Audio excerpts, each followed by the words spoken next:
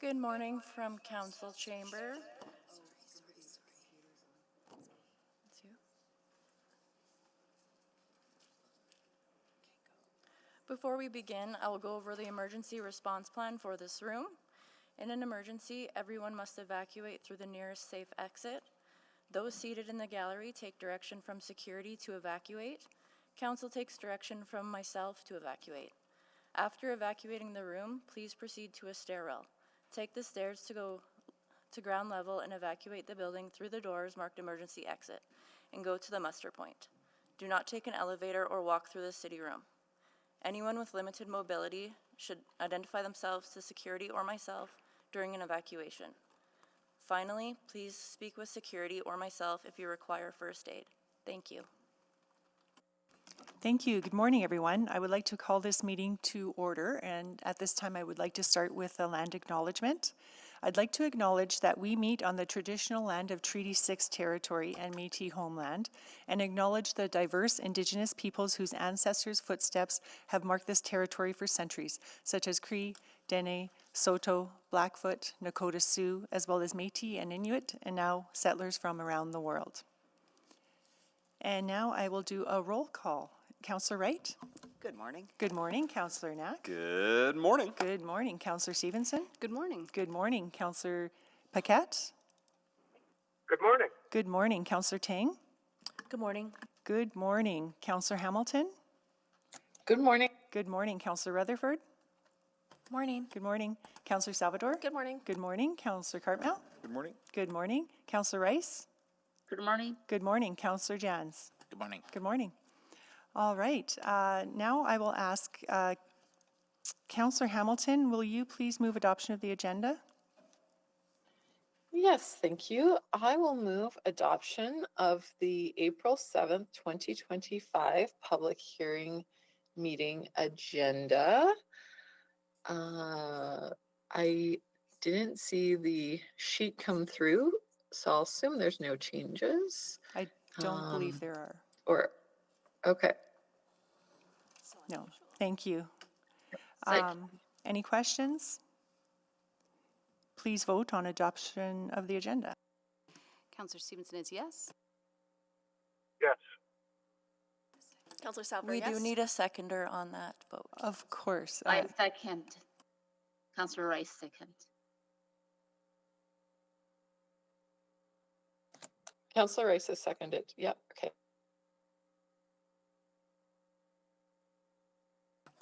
Yes.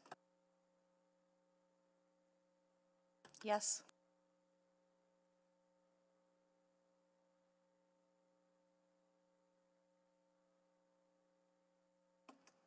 Just waiting on 2 votes. Yes.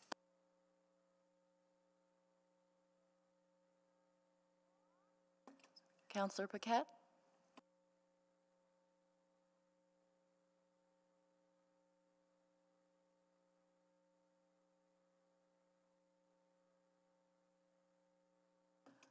We'll mark him absent for this vote. We have all votes? Please display the vote. And that has carried. Are there any protocol items? I'm not aware of any this morning. Next, we'll call for persons protocol. It's okay? All right, great. No protocol items. Next, we will call out, ask the clerk,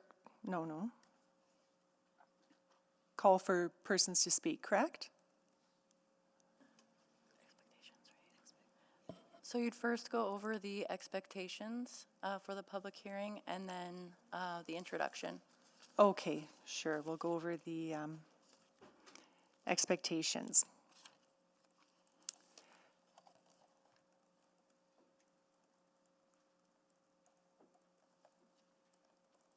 So just for everyone here, I'm going to read out our expectations. Before we begin, I want to share my expectations for this conduct of everyone participating to ensure a safe and inclusive environment and workplace. These expectations apply equally to both in-person and virtual attendees. Hearing from the public is an important part of Council's process to ensure we hear the full diversity of opinions that exist in our community. As chair of this meeting, I have a responsibility to ensure the safety of all participants in today's meeting. As part of that responsibility, inappropriate comments or gestures will not be tolerated. If they occur, I will direct the clerk to immediately remove anyone engaging in such behavior. The type of behavior that will result in removal from the meeting includes making disrespectful comments directed at individual staff members or other public speakers, or using profane language. Responsive behaviors to show support or dissent, such as shouting, cheering, clapping, or using the chat or emotion response features in the Google Meet, are also not permitted. I will not provide any additional warnings, and once removed, the person will not be permitted to rejoin the meeting. This meeting is being live streamed, and everyone is welcome to view the live stream online. Again, my role as chair is not to moderate the nature of the content being discussed, but to ensure chamber behaviors are maintained to support a safe, respectful, and neutral space for my colleagues, city employees, and the public. And I thank everyone in advance for your respectful participation in today's meeting.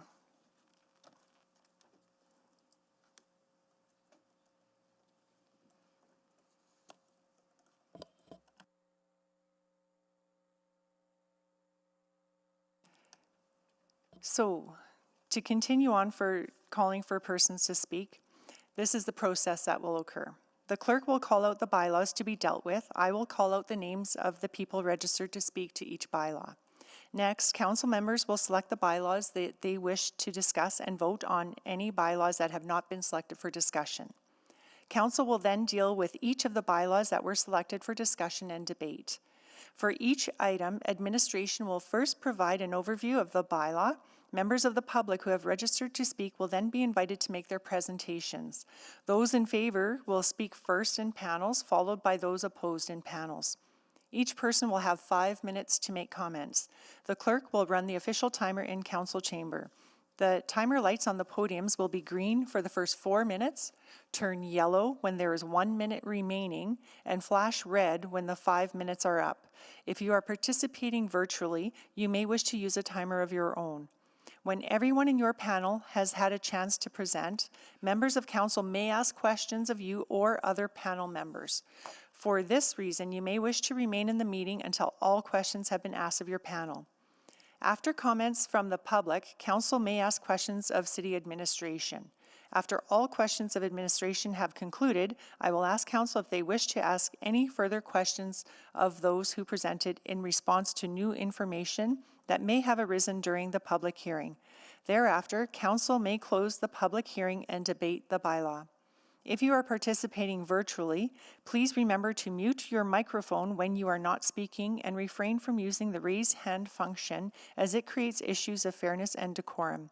If you are experiencing technical difficulties, please reach out to the Office of the City Clerk using the contact information provided in your confirmation of registration or at city.clerk@edmonton.ca.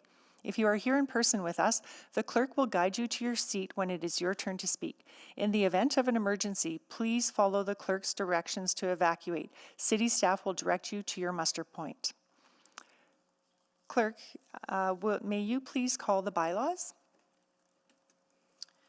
Thank you, Deputy Mayor Principe. Is there anyone to speak to item 3.1, Bylaw 21107, to allow for light industrial and small commercial businesses, Papas Chase Industrial? Yes, we have Stephen Yu in favor to answer questions only. Stephen? Hello, good morning. Is there anyone to speak to item 3.2, Bylaw 21109, to allow for medium-scale housing, Kamiosek? Yes, we have Andrew Olson to answer questions only. Andrew's here, good morning. Is there anyone to speak to item 3.3, Bylaw 21094, to allow for a range of small-scale housing, Rosenthal? Yes, we have Holly Mickelson to answer questions only. Holly's here. Good morning. And PJ Pascott to answer questions only. Good morning. He's here. And Scott LeBuick to answer questions only, also in attendance. Good morning. Is there anyone here to speak to item 3.4, Bylaw 21080, to allow for a range of small to medium scale housing and to protect and preserve natural areas, Stillwater? Yes, in favor, we have Yolanda Liu to answer questions only. Good morning. Good morning. Is there anyone to speak to item 3.5, Bylaw 21108, to preserve and restore natural areas, parkland and wetlands, and allow for infrastructure and a range of small-scale housing, Starling? Yes, in favor, we have Chris Davis to answer questions only. Good morning, Chris. He's here. And Jim Kaloy to answer questions only, also in person. Good morning. And just to clarify, all of these I've read out have had none in opposition at this time, as of yet. Is there anyone to speak to item 3.6, Bylaw 21093, to allow for a range of small-scale housing, Ritchie? Yes, in favor, we have John Wilson to answer questions only. Good morning. He's in attendance. And Don Tolsma to answer. He's not here. Okay, so he will not be here. And Ronan Sones. And are you to answer? You have a presentation if selected? Okay, thank you. Items 3.7, 3.8, and 3.9 will be dealt with together. Is there anyone to speak to item 3.7, Charter Bylaw 21101, to amend the North Central District Plan? Item 3.8, Bylaw 21102, to amend zoning bylaw 20001, to update the urban institutional zone? Or item 3.9, Bylaw 21103, to allow for an expansion of the Concordia University of Edmonton campus, Virginia Park? Yes, we have Marshall Hundred to answer questions only. Thank you, Madam Chairman. I'm here. Good morning. And just to clarify that no one in opposition for this item or the previous item 3.6. Is there anyone to speak to item 3.10, Bylaw 21104, to allow for low-rise housing, West Jasper Place? Yes, in favor, we have Jordan Mendez. Good morning, in attendance. Marcelo Figuera, in attendance. Good morning. Mason von der Oel. Good morning, in attendance. And Danisha Deshpande. Good morning. I'm here. Good morning. Virtually. Good morning. And in opposition, we have Elizabeth Bartlick. Good morning, in attendance. And Brennan James. Good morning, in attendance. Don Mijik. Good morning, in attendance. Stephen Lakey. Okay, so he'll be right back. Brianne Belrive. She'll be right back. Okay. Eric Glick. Good morning, in attendance. Peter Dell. Good morning, in attendance. Danica Volkov.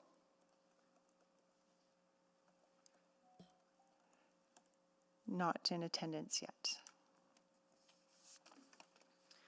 Is there anyone to speak to item 3.11, Bylaw 21105, to allow for a range of small to medium scale housing, Windsor Park? Yes, in favor, we have William Yin. William, good morning, in attendance. And in opposition, we have Rita Kopecki. Good morning, in attendance. Also, we have Tizel Adatia. In opposition? Tizel? Not yet in attendance. Elaine Soles? Good morning, in attendance. And John Collier, in attendance. Good morning. Is there anyone to speak to item 3.12, Bylaw 21076, to allow for a range of small to medium scale housing, Strathcona? Yes, in favor, we have Andrew Olson, who is here. Good morning. And Ryan Jacques. Ryan, are you with us? Yes, good morning. Good morning. Those two are in favor. In opposition, we have signed up Connor O'Reilly.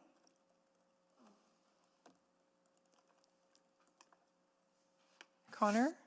Connor is here. Hello. Oh, good morning. Hi, Connor. Good morning. Mhm. Next, we have Craig Gretter. Craig? Not yet in attendance. Thomas Fowler? Present, ma'am. Good morning. Dan O'Reilly?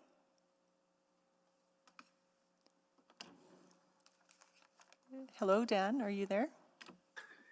Dan could not make it today. Dan, although you might see like Dan O'Reilly on the meet list, that is Diane Pearson, and I just couldn't change the name there. Okay. All right. Mhm. Diane Pearson. Diane, are you there?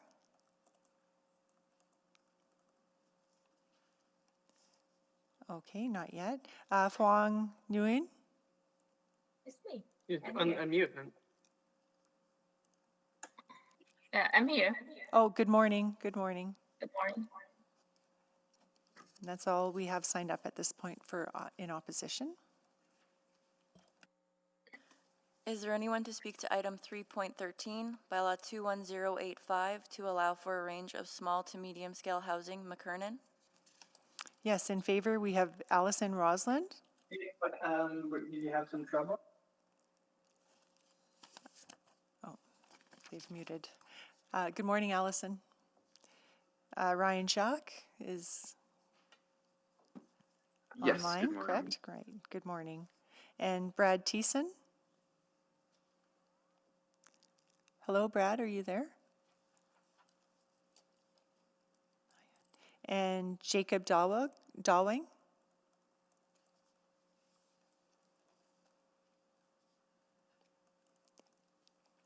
Jacob, are you there? Not yet. In opposition, we have John Soltis. Good morning. John is here in person. And Carolyn Pinkert-Rust. Good morning. And Regina Landek. Good morning. Heather Finiak. Good morning. And David Epp on behalf of Michael Dias. Good morning. In person. Items 3.14 and 3.15 will be dealt with together. Is there anyone to speak to item 3.14, Charter Bylaw 24009, Rabbit Hill District Plan, or item 3.15, Charter Bylaw 21067, to amend the city plan? We do not have anyone signed up in favor, and in opposition, we have Mike Wedman. Good morning. Mike is in person. Okay.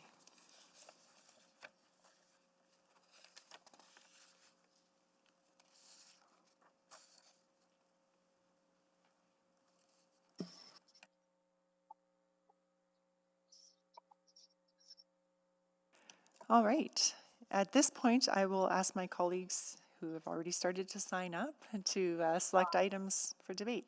Councillor Knack. Thank you, Councillor Principe. I'll select item 3.10.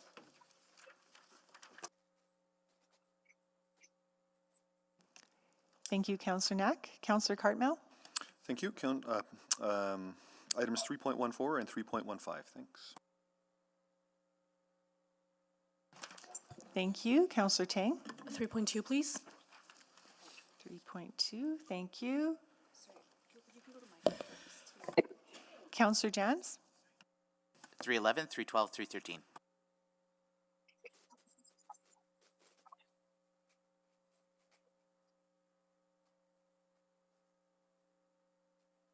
Councillor Stevenson. Yes, thank you. I'll select 3.6, and that's it. Thank you.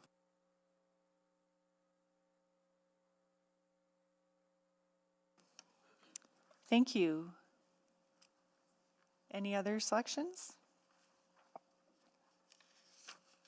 All right, Madam Clerk, would you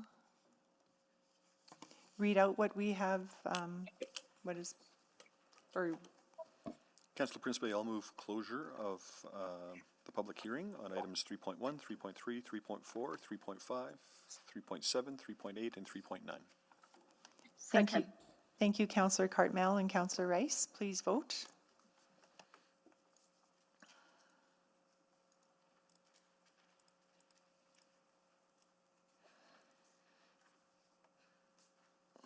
We have all the votes.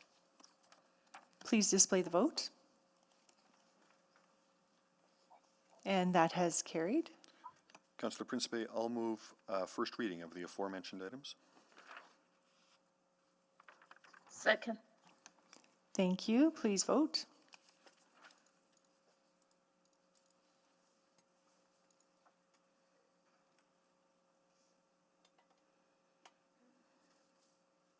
We have all the votes. Please display the vote.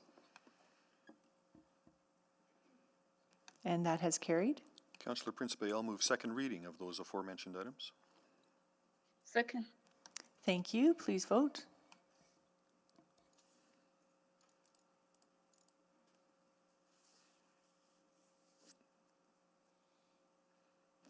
We have all the votes. Please display the vote.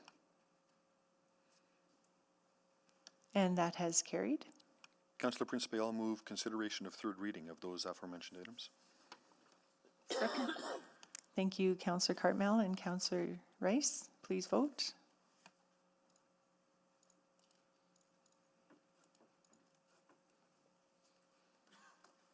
We have all the votes. Please display the vote. And that has carried.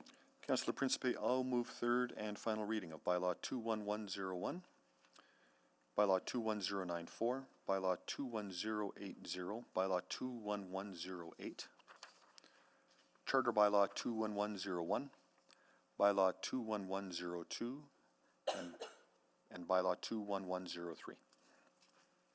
Second. Thank you, Councillor Cartmell and Councillor Rice. Please vote.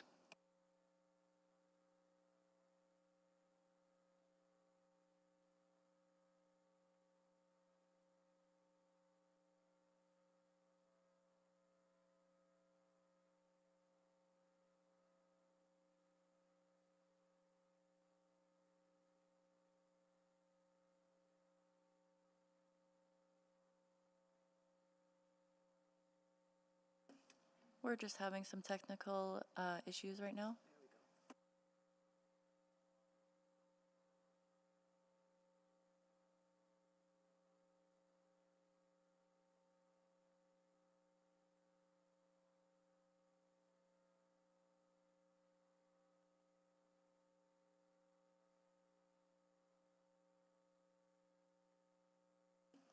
Waiting on 2 votes.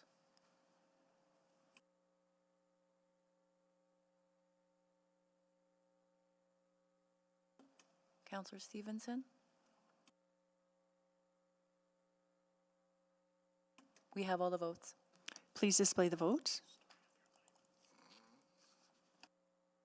And that has carried.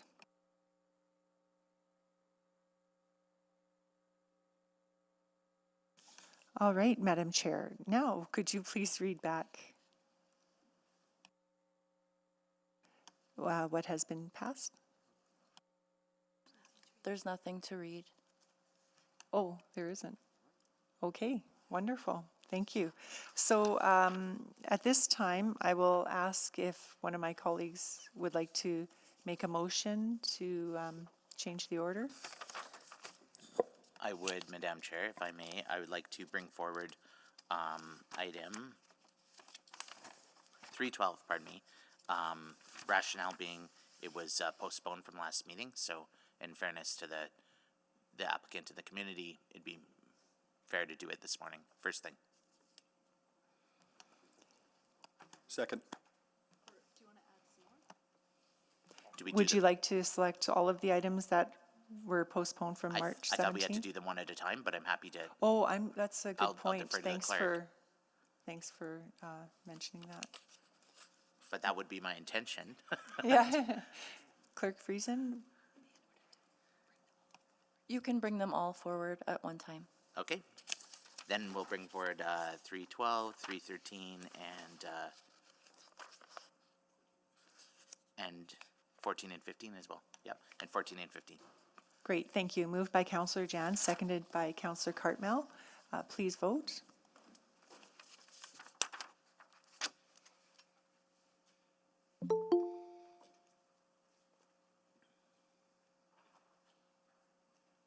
We have all the votes. Please display the vote. And that has carried. So we will start on item 3.12.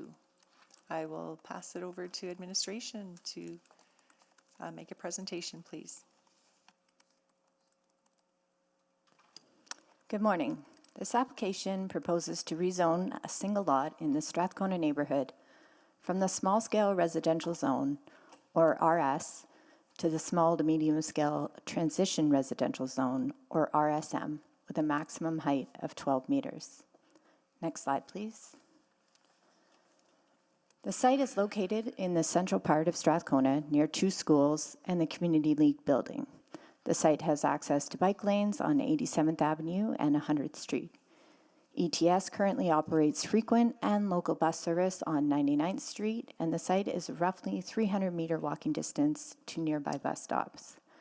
A mass transit bus route is anticipated to operate on 99th Street as part of the future mass transit network. Next slide, please. Through engagement, 13 people were heard from. They shared a variety of concerns with this proposal. Mainly, people were concerned with increased parking and traffic and congestion on 87th Avenue as a result of a higher density development, and that the larger scale of the building in terms of privacy and loss, also sunlight access. There is also a concern that this would set a precedent for other applications in the area.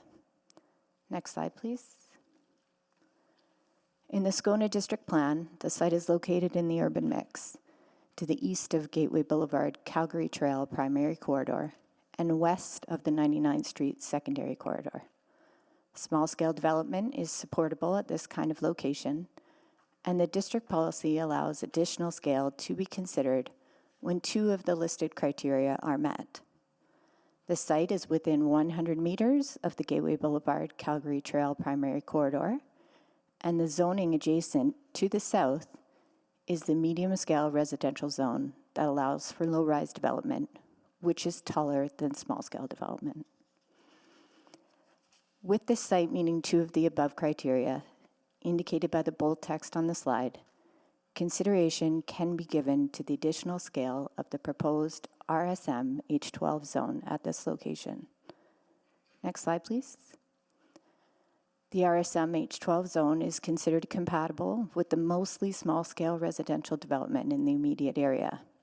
This area also has several blocks and portions of blocks zoned for or developed as 3 to 4 story low-rise multi-unit housing buildings.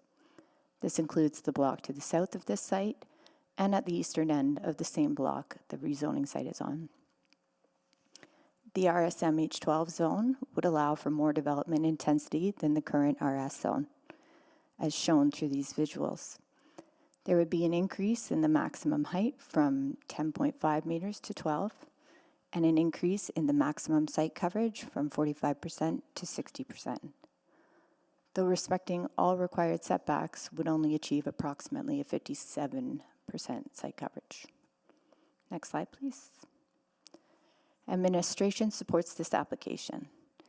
It will facilitate an increase in residential density, near transit, and active modes of transportation, and proposes a scale that is compatible with the surrounding neighborhood and aligned with the direction in the Strathcona District Plan and District Policy. Thank you.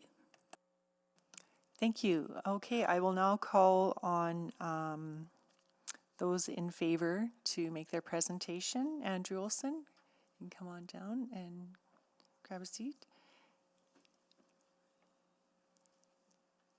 Yeah, you can have a seat or stand at the podium.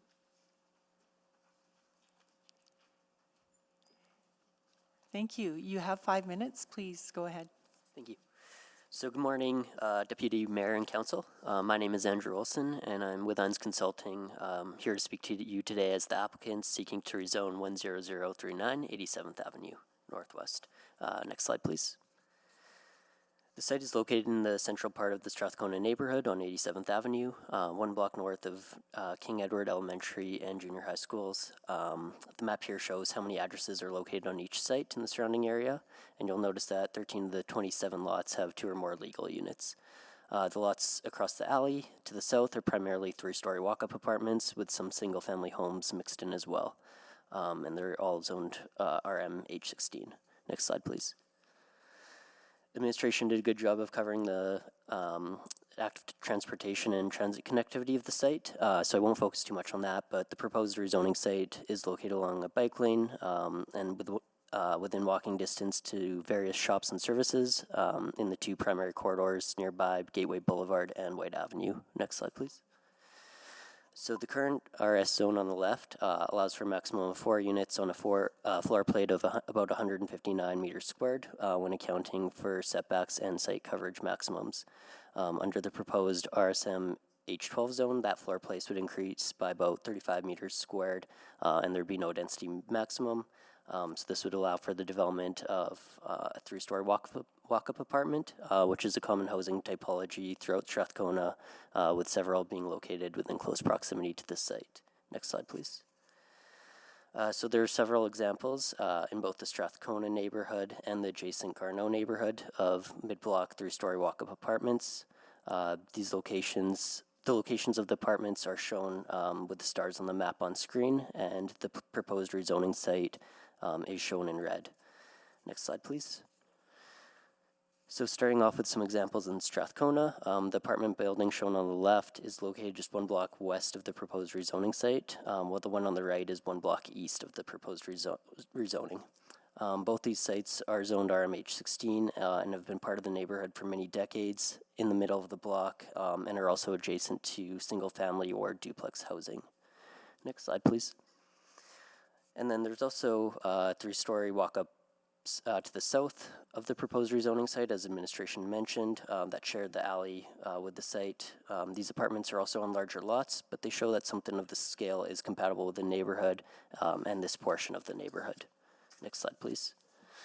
The proposed SM rezoning is on a single 33-foot wide lot, but there are several examples of these walk-up style apartments on narrow lots in Garneau. These apartments come in lots of different architectural styles and fit in well next to single detached dwellings, like you can see in the top left image. And all these are 3 stories in height and are all zoned RMH16. Next slide, please. So we did engagement in the area using a combination of both mailouts and door knocking to provide more details on the proposed rezoning to the surrounding residents and gather feedback. Letters were used to engage with the nearby apartment buildings, and door knocking was done for the single-family homes and the duplexes. Postcards were left in the mailboxes for those who were not home at the time. That door knocking was done, inviting them to provide feedback. And we also reached out to the Strathcona Community League with further information on the proposed rezoning and offered to meet with them to discuss further. Next slide, please. So in total, we engaged with 64 residents and communicated with the Community League by email. We heard back from 13 residents, either in person or by email. Of those 13 residents, 7 were either indifferent or just had questions regarding the development, and 5 expressed opposition to the proposed rezoning. Much of the feedback we heard throughout the engagement we believe could be dealt with at the development permit stage, including the desire to see the character of the neighborhood preserved and the desire for more family-oriented or affordable housing in the area. Next slide, please. So we'd like to ask for council support on administration's recommendation to approve the proposed rezoning to RSM H12. We feel that this zone and any development that can occur in it is compatible with the surrounding land uses and offers a modest increase in density within 100 meters of a node or corridor area with great access to active and public transportation. Thank you all for your time, and I'm happy to answer any questions. Thank you. And next we'll go to Ryan Schock. Please, Ryan, go ahead. You have 5 minutes. Sounds good. Thank you for the opportunity to speak in favor of the proposed rezoning in Strathcona. My name is Ryan Jakes, and I'm a 24-year-old born and raised Edmontonian, living just down the road in Allendale. So as we all know, Edmonton has a rapidly growing population, and this lot is close to the action and a prime spot for gentle density near the U of A, White Ave, and things like the old Strathcona Farmers Markets and all the theaters, businesses, and more, as well as the River Valley. Not to mention the desirability of being able to walk out the front door and immediately hop onto a safe bike lane. People are moving here, and we have to choose how to manage this growth and provide Edmontonians, old and young, current and new, with places to live and good access to amenities. So that's nice and all, but is the current RS zone not good enough? I think RSM H12 zoning is a reasonable compromise that respects neighborhood context while allowing the city to work towards infill targets in mature neighborhoods. There is already plenty of density in the area, including an apartment building across the back alley, and this development would fit right in. I am speaking in favor of this because the youth voice is very much underrepresented in local governance, and young people are increasingly wanting to live closer to the action. As well, I see there are a few speakers signed up in opposition, and I urge council to also consider the broader perspective of potential residents of this housing, and particularly youth who are often unavailable to attend public hearings, being busy with school, work, and other commitments. It is much easier to be passionate about opposing something you have strong personal feelings for than passionate about supporting something where its direct impact on you is unclear.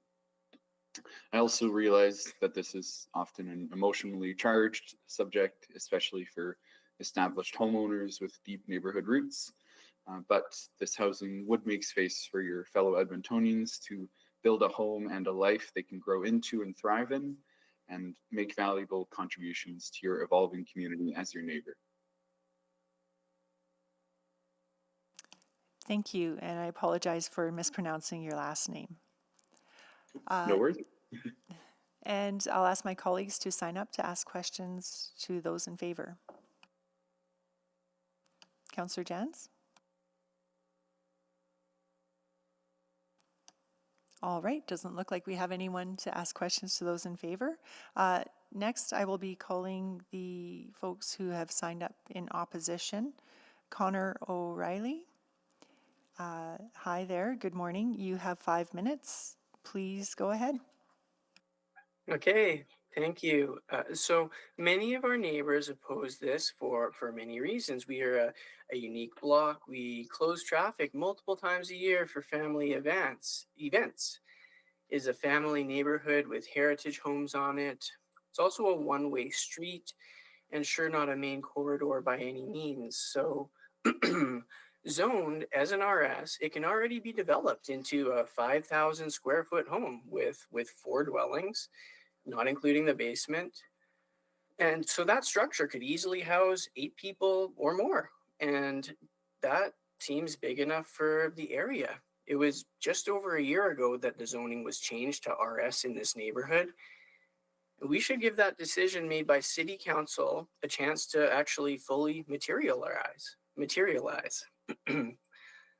The developer should have to present a compelling reason that there is something special about that lot to warrant rezoning from RS, and I don't see that reason. To me, it is a weak candidate for considering additional scale. It only meets 2 of those 5 criteria, and kind of just barely. It is, not that close to Gateway Boulevard. Granted, does just fall within that 100 meters, but you can't even really get directly from Gateway Boulevard to the house, at least by vehicle, because of the one-ways. And so then, yeah, there's an apartment across the alley from it. So those are the 2 points. And many of the points have been made about 86 Ave, that there's apartments on 86 Ave. And I would urge City Council to consider the unique culture and the avenue of 87th Ave, where we do close the avenue, and it is a family avenue with the one way, and closing it for community celebrations and trick-or-treating on Halloween. It is just a little different than 86 Ave. So the lot being considered is small. It's not on the corner, and I don't understand why we would spot zone it when the rest of the block is RS zoning. Spare that one apartment on the end. Disregards the sentiment and the character of the neighborhood. My fiance and I went door to door a few weeks ago, and everyone who was home was against it. They signed the petition, which we passed along to you, except for there was one person who said he doesn't really care because he doesn't have a vehicle.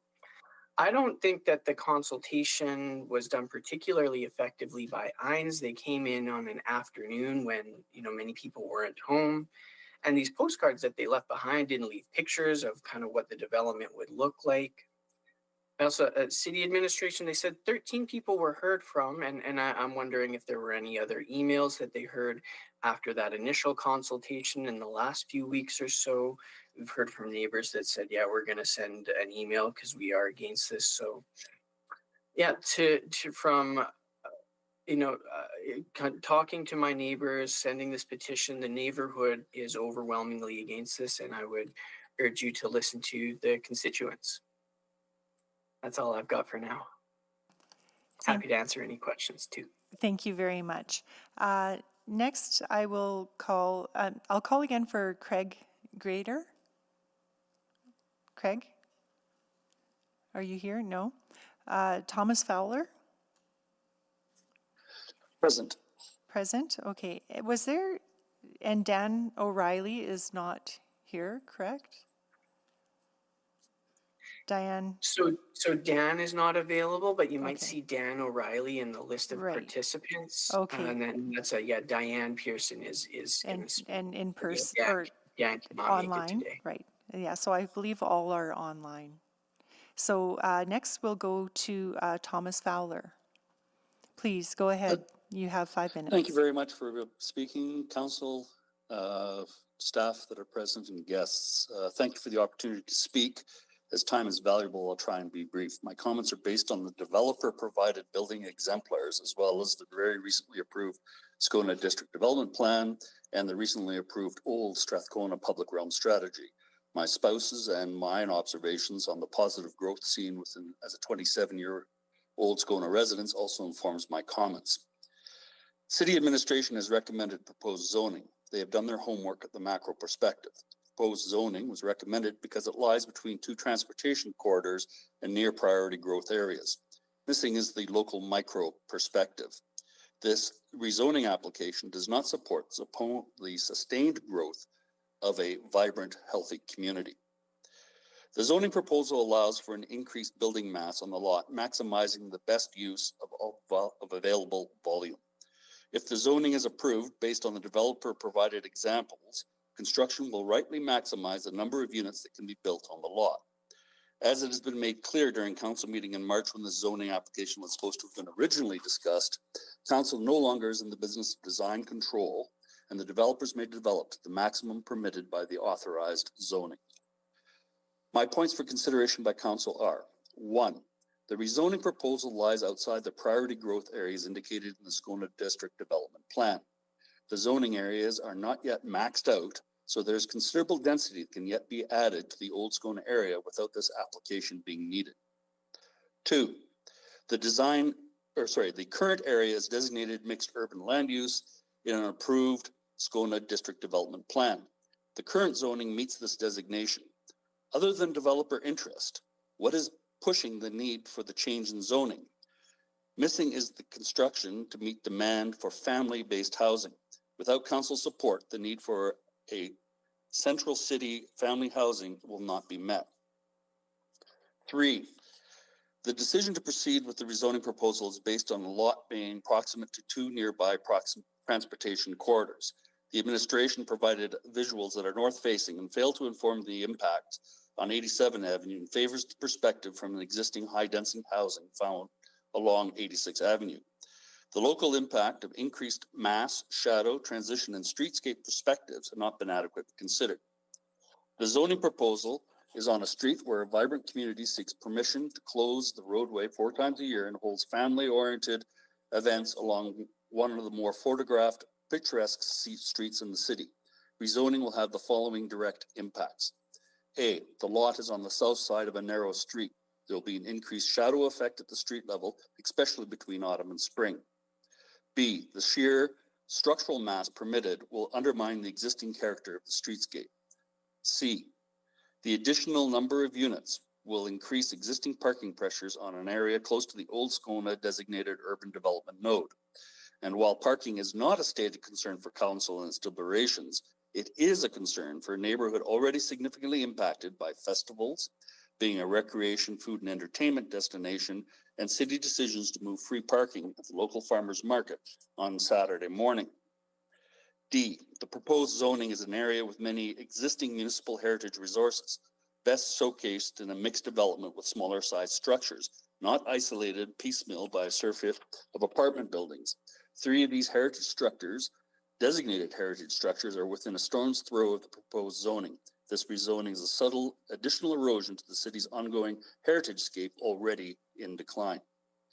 The net effect will decrease the existing heritage, habitability, comfort, and experience of the streetscape. Remember, it is this neighborhood streetscape that adds appeal to the wider district as an attractive destination.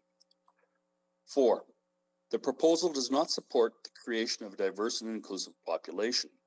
The recent significant growth of newly constructed apartment buildings within the Strathcona designated accelerated growth areas have the recommended development of a mid to high-rise multi-unit building 1 block away at the end of Steel Park location, and proposed twin mid-rise story development on 99th Street 2 blocks easterly of the lot. The construction of a 16-unit building 70 meters to the southeast will result in a high concentration of studio to 2-bedroom, 2-bath suites in the immediate area. Old Strathcona is transitioning to an area attractive to singles, newlyweds, and nearly deads. Excluded is a critical middle also deserving of a choice in housing, families. The area is well suited to families seeking the existing amenities and a critical group if the objective is to create a vibrant, inclusive neighborhoods as Edmonton transitions to 1.25 million people. Thank you, Thomas. I apologize. Your 5 minutes is up. Thank you very much for being here and your presentation. Next, we will go, I'll just call for Dan O'Reilly again. He is not here. Next, we'll go to Diane Person. Please go ahead. You have 5 minutes. And Good morning. Thomas, I'll just I'm ask here you to to mute express- yourself. I'm here to express my opposition to the request to change the zoning to allow medium-scale housing. The recent change to RS already provides opportunities for the builder to maximize the 33-foot lot. I'm not opposed to density. However, I believe strongly that the city must act responsibly in what it's permitting the density to change to. Why do we have to so quickly defend our stance and the city's stance that RS zoning is adequate for this zone? We have confidence that the city did its homework and recommended that RS zoning was adequate for the area. And now already they are losing confidence or the desire to maintain the RS zoning. I've done some research on the owner and the builder who would develop this property. He has most recently built a residential property at 9517 103 Avenue on a lot that's similar. This is in the Boyle Street neighborhood. There are 18 mailboxes, which indicates 18 suites on this property. The suites are advertised at $950 to $1,050 a month, and on average, the size of the suites are 300 square feet. There is no on-site parking, and visually, you can see that walls are created in the neighborhood, which really, it seems to isolate people on either side. Again, the fact that there's no on-site parking, again, also a very busy street, which is constantly, people are turned away. There's no other spots to park. Now, is this the kind of development that is suited to Old Strathcona? There are already lots of apartments and condos to serve the need for the apartment crowd in Old Strathcona, and more that are proposed to come. My concerns are suites of this size do not attract families. Suites of this size, which I'm assuming that's what the builder wants to do. He has not presented it yet, but in conversation with Ines, I do realize that they are using the same architect. Suites of this size attract short-term renters. Perhaps Airbnb is proposed for the heavy trafficked months during the Fringe Festival and other festivals throughout the neighborhood. This is more of a transient population, one that the neighborhood already has numerous transient people coming and going. So far, this has been a community-minded street, a community-minded neighborhood, but that is diminishing by the number of apartment buildings that are being built. We have two buildings one at the end of 87th has been a vacant lot for 4 or 5 years, and the construction on that seems to be halted. Behind the alley at the corner of 86 and 101 Street is a building that has proposed 11 suites. The property sat vacant there for 5 years, I would estimate, and only now is starting to move ahead. During this time, squatters have been in the neighborhood, attracting, I guess, people who are taking advantage of vacant lots or buildings that have not been pulled down. Is this appeal from the developer to build realistically? Is it actually about increasing the density in the neighborhood and providing homes for people? Or is it about maximizing profit and taking the opportunity to take advantage of maybe a city that could change the zoning to increase his investment return? My other concerns is the impact on the community of Old Strathcona, and this neighborhood, this street in particular, is parking. The city recently spent a lot of money constructing a bike lane on the south side of the street, reducing the on-street parking by 1/2. More recently, they have continued to remove 2 parking spots at the intersection of 87th and 101st Street for safety reasons, because it's a very busy intersection. There is not enough parking for the existing residents. If the builder does not have on-site parking, and neither the city or builder have any responsibility for parking, where will the residents of the new building park? I know we assume that they will not bring cars, but that's a very rare thing in Edmonton. And you cannot restrict them from bringing cars. I don't imagine that would be part of an application to get into the building, is you cannot bring a vehicle. So where will the people go? Why did the city consider the appeal for RSM when they already had constructed a bike lane, which sort of means that they want community to travel well? It's a narrow street. It can't accommodate the RS needs. I let alone apologize, Diane. fund this RSM. I apologize, Thank Diane. you for your attention. Thank you. Next, we'll go to Fong Nguyen. Please go ahead. You have 5 minutes. Hi, City Council. Thank you for this opportunity for me to speak today. Hello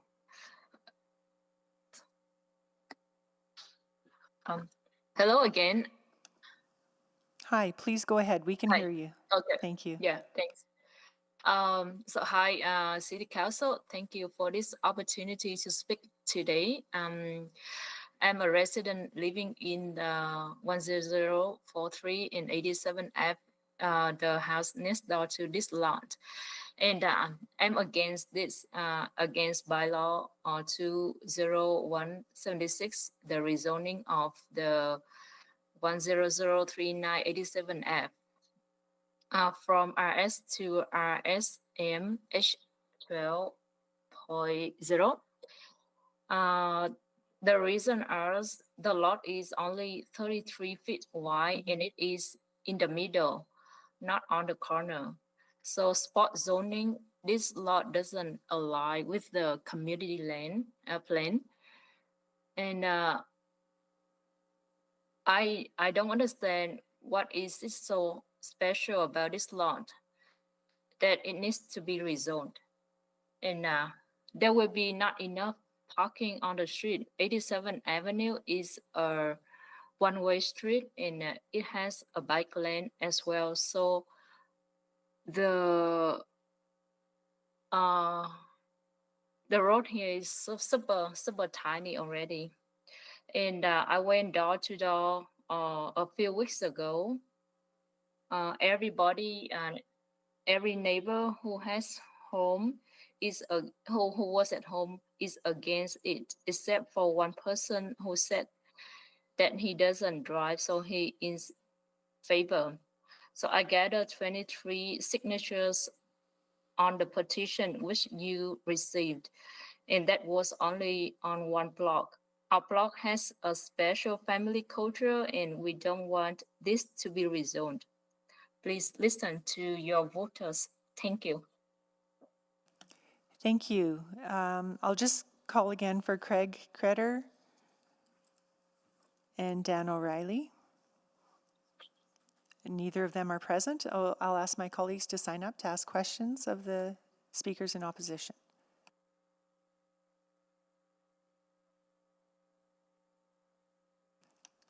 Councillor Knack, please go ahead. Yes, thanks, Councillor Principe. Thank you, everyone, for coming. I wanted to ask, and I think maybe I'll start with Mr. O'Reilly since you kicked us off, and it sounds like you've been sort of going and chatting with folks. The one question I am curious about, and I've heard, and I think even heard it from our last speaker around this sort of family culture. How does this block sort of interact with the other apartment building that's at the edge or at the end of the block? Like, what kind of? You mentioned you close down the street, so you do events. Do you have folks in that building that folks will share notices when that happens? I just want to get a sense of like how that group is interacting with the rest of the folks on the block. Yeah, that's a fair question. Golly, I know that they're invited, and I'm not sure if we see them there or not. I don't personally know anyone. I can't say that I've seen anyone from from the apartment at the family gatherings. That I can't say for sure. Okay. So No problem. I know they're invited. Yeah. We do want to include them, and I don't know if they attend or not. No problem. I appreciate that. In terms of, and I know Strathcona sort of has a higher ratio of folks that, there's still definitely folks that drive in Strathcona. It's maybe not as a high of a ratio as say in the suburbs. Does that building have on-site parking? I just wanted to get a sense of, since you do have such a narrow street right of way there, and with the bike lane there, that certainly takes away from the parking. How does that building sort of impact parking or not? And is there a restricted parking? Is there a parking management program on that street at all, or any type of restricted parking? What I do know, Councillor Knack, is that they've got 12 parking stalls in behind that apartment building. 12 and behind. Yeah. All right. Yeah. And right now, that block, I couldn't see anything. That block, the block you're on, doesn't have any type of parking restrictions, whether that be a permit-based or time-based, anything like that right now. Is that correct?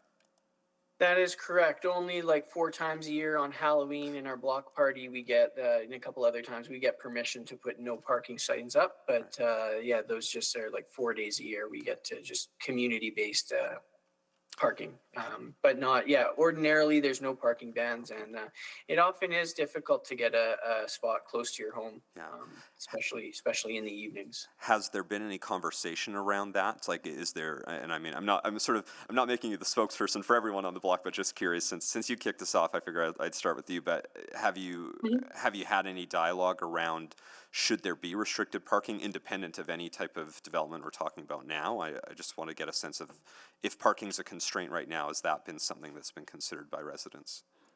Yeah, good question. That part hasn't come up, but what has come up is when we're talking about this is like, whoa, if we're, if it's up to 18 people, there's already not enough parking is the challenge. So we haven't said like maybe we need like restrictions on the parking already, but that is a sentiment of going door to door and speaking with people. That's one of the things that they have said is like, gosh, it's already hard to park here. What how is that going to impact parking is one of them. Okay, great. I think I was maybe not going to have any more questions. I'm just delaying until. Thank you, Councillor Knack. No need to filibuster. Fair. Any other questions to the speakers in opposition? I'm not seeing any. Thank you so much to everyone, both in favor and opposed, for joining us now. As mentioned, please stay on the line. We may come back to you for questions. We're going to go to questions of administration now. And then based on new information, we may come back to you for further questions based on new information. So I see Councillor Jans, you selected this item and you're on the board for questions to administration. Go ahead. Thank you. So I just want to dig into a little bit more of why this site is being recommended, because I think I've heard, would it be fair to, well, I'll throw us as a form of a question, is this a spot rezoning? It's not a spot rezoning, Councillor Jans. This is following policy in our district plans that allow for additional scale to be contemplated and considered when the site context is appropriate. So let me make sure I've got this. So zoning bylaw applies to all the property. The district plan that has nodes and corridors applies to the 99th area and then the Calgary Trail area, but it does not apply to this particular site on this particular block, correct? The district policy applies to the entire area. This district policy, yes, okay. yeah. So this land use, where the site falls in particular, is under a land use category called urban mix. Okay. So urban mix in the district policy can have a variety of small scale developments, and they can be mixed use, it can be commercial, a little bit of residential, mainly residential. Now, then the policy takes one step further to say if there's additional context, like being very close to transit, being very close to the river valley, we haven't even talked about that, being close to the community league, other schools, active modes of transport, right? These are all the contextual pieces that we take a look at when we want to put more Edmontonians in touch with and be more accessible to all of those amenities. So we've recently provided alternative solutions for point access blocks, which would allow buildings that can have 3 or 4 or 5 bedroom units, which would be very, I think, to Guest Fowler's point, trying to welcome more families into the neighborhood. Does the zoning, either RS or RM, prohibit or preclude the unit types that could be built in a building like this? I understand there's a demand for micro suites, there's a demand for studios, but if somebody wanted to come in and put, say, 4 or 5 families in a building like this, is that possible? Absolutely, yep. Stacked townhomes, 3 bedrooms.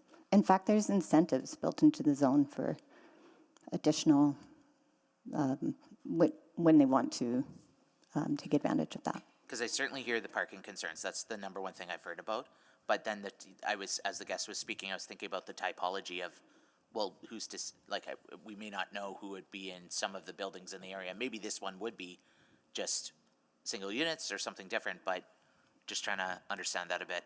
So a bit of background on zoning. I think we've talked about this before, but just for the public that's here today, we don't zone for users. We zone for uses. And our policy is very clear that we want to have as many housing options and as many housing typologies as possible for Edmontonians at every stage of their life. So ultimately, the goal with having flexible zones and well thought out policy is that we can let this play out. And so the idea would be, if you want to rent on this street, or you want to rent on that street, or you want to live on this street, or you want to live on that street, if you see this one has no available parking and is in the street parking looks very full, and you need to park a large truck, you may choose to rent this unit or own this unit instead of this unit, sort of thing, kind of. You may, yeah. And you may also acknowledge that this is a place you want to live and maybe you want to drive and find a parking spot. Is there anything that contemplates, like, at a certain threshold that streets, like I'm thinking downtown, you can't park on the street without paying for it? Or even in Wauquatoin and formerly Oliver, there's streets where it's just designated delivery zones or something. How does that work? Like if say there's 5 or 10 more projects in an area that really the street parking is now at 150% capacity, how does the city determine that? Councillor, that is part of the ongoing work under residential parking program. So previously, Data collection happens, we hear from the area residents, and then look into what the mitigation strategies could be. Now that program is being looked at across the city more holistically. It is slated to come back to council next year. Thank you. Thank you, Councillor Jans. Councillor Stevenson? Yeah, thank you very much. I just want to follow up on a few of the questions that I heard. So I think Councillor Jans's question sort of spoke to it, but just wanted to maybe clarify with the zoning bylaw renewal when this area was primarily rezoned to RS. My understanding is that was sort of a like-for-like exercise. It wasn't necessarily, setting the intention for zoning in the area. Exactly. There is a minimal increase in development rights in order to allow for flexibility in the urban mix. It's definitely the RS zone, and the change to RS zone was never meant to capture or expect that type of redevelopment wholesale across our city in order to welcome 600,000 people into the redeveloping area. It was definitely expected that we would see additional applications for additional development rights, and that we would consider criteria where it was contextually appropriate. Great, and that flows in to my next question, just about this. I think I heard a comment around sort of the district plans being brand new, needing to follow this new planning guidance. So my understanding is, again, we've had this rezoning come forward. We anticipated that, and then we looked at district plans to help determine if it's appropriate. And I think what I read in the report is it is complying with the location criteria for additional height. Yeah, exactly. So of the criteria, it is within 100 meters of a node or corridor. So we talked about these nodes or corridors, right? They are intended to be very intense areas of the city, mixed use, high density. These are places where people want to be. And it's also adjacent to a site that's zoned for additional scale. So it means in terms of a compatibility perspective, the scale of the building, but also the use of the building. Yeah, and I think we have a unique opportunity with this specific proposal. So just looking at the slide that shows sort of the blue box, I think something that we're often missing in these diagrams is not just the existing built form, but the potential built form. And so I think we see sort of the neighbor to the east. Looks like they've maybe redeveloped their property to, I'm guessing, maybe 8.9 meters. Again, 10.5 is what's allowed under RS. So I think, is that sort of giving us a better picture of this building in the context of what is already permitted or allowed in the neighborhood? Yeah, and it could in the future. We're certainly working on evolving these models. If I could ask clerks to just bring up slide 8, I can give you a good example of something that fits contextually, which is just a couple blocks away.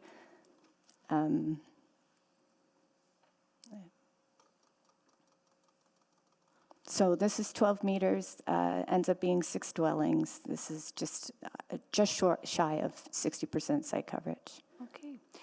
And then just for my own, so I'll confess, I'm still mixing myself up with abutting versus adjacent. And so we are considering the property across the alley to be adjacent? Yeah, that's right. Okay. Yep. Adjacent for us just means there wouldn't be a house in between. Gotcha. Okay, Yeah. that's really, and so that would even include across the street? It would. Okay, Yeah. that's really helpful. That's a good rule to remember, or a good, I'm trying to think of not the phrase that we're used to using, but that's a really good reference point. So there's no property where another building could be built between it and the other sites. Perfect, thank you very much. No further questions. Thank you, Councillor Stevenson. Councillor Knack? Thank you, Councillor Rutherford. Just wanted to check maybe on the parking management program conversation. Is there a reason, has that been considered here, recognizing some of the changes that have happened over the last number of years? So you mean for this area, if there is an active review? Yeah, has there been a review or has there been a conversation? I just wanted to get a sense. It is a fairly tight corridor. Yeah, the rehab was done back in 2020, so Yeah. I'm wondering that may be the touch point where things must have been looked at, and then when we install the bike network there, that is another point. So I don't have the details at the moment, but those are the two milestones that we can look back. Okay. Do we have, one question I'm curious about, and I don't think the answer is that we have updated numbers. I think the last municipal census that we did, where it talked about the percentage of people that use a car, use other modes of transportation, I think was the 2016 census. Does that sound familiar? Was sort of the last one where we had that type of data? That's correct. Okay. The reason I ask is because I think Strathcona, from that census data, is one of the few communities that has only 50% of people use a car as their primary mode, and 50% use alternative modes, which is certainly on the higher end of the spectrum, I would imagine, citywide. I am curious, do we have a sense, I mean, in terms of modeling, are you taking that into account, the fact that that ratio is maybe higher than say, a suburban community where I think car ownership is typically more in sort of the 80 to 85% range? Absolutely. For such sites, that is a very important contextual piece. Yes, it was back in 2016, actually it was 53, around 54% mode split. And with all the multimodal options available, that plays an important role in having those options and being not able to just rely on vehicles. And Councillor, I'll just add, for the work that was done for the Old Strathcona Public Realm Strategy, there was a question in the survey, and knowing that that's not the same as the household travel survey, but it reflects the same above 50% that Fazal quoted. Yeah. So and I mean, I don't want to use that as the only factor in this, but I think that is something that my guess would be, as especially from the 2016 one, 10 years later, that ratio has probably continued to shift as we've since installed dedicated infrastructure when we've had that. And so I still think there's maybe a valid conversation about a residential parking program because there was the loss of that parking, but I'm not sure how much new development is needing parking, at least in that community, as compared to a number of the other spots. So I'm just trying to think through that. Okay. The other question I have, just going back to the criteria on the district plans. So appreciate the district plans are still relatively new. And while I know there was a lot of work on that, not everyone was part of that process. Can you talk a little bit more about sort of why is the 100-meter piece, like how did we come to 100 meters as sort of a factor when looking at proximity to a corridor? What was sort of the rationale versus 200 meters or 400 meters or something else? Do we have any insight we want to share on that? Yeah, it's it was in response to a lot of the conversation that we had at the time about a gradient. As we move away from the corridor boundary itself and not really wanting to have a hard boundary of the nodes and corridors. So the 100 meters was introduced as part of that conversation around having a gradient and that spillover into the neighborhoods. And also just understanding that there is context. Context matters. Mm-hmm. And so these factors that are reflected in policy 2526 are those what we definitely need to consider and focus on the context of individual lots and whether or not they are appropriate for that additional scale. So, you know, and this is always the tough part because it's we can't just sort of ignore the next 50 years, but I'm trying to play out 50 years from now, we would envision the corridor to probably be 6-story, 8-story mixed-use buildings.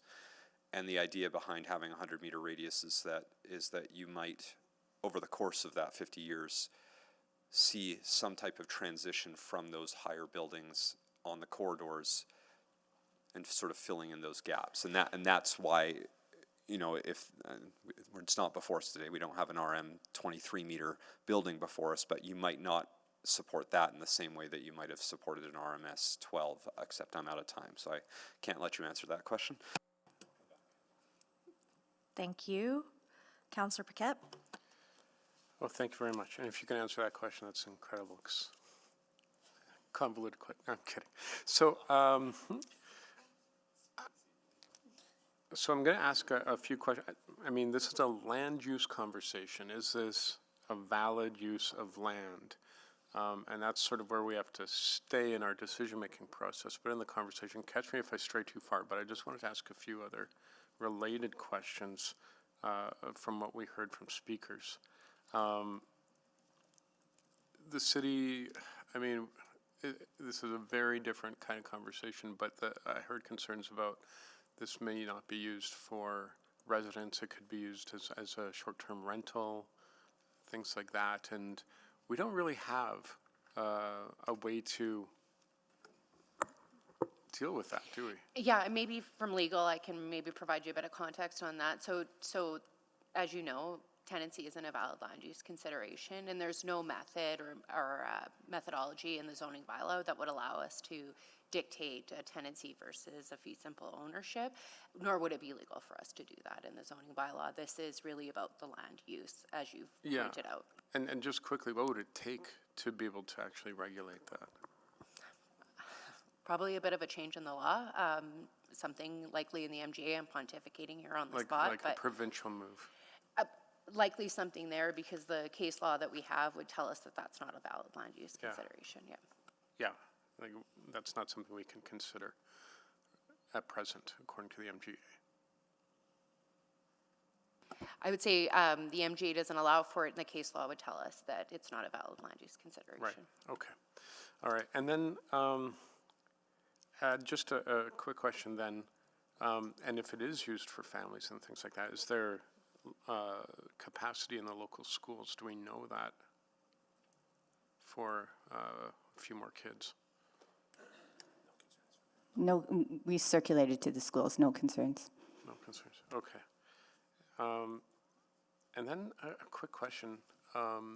People have said there's been empty lots for or empty residences for around 5 years, and that has attracted maybe some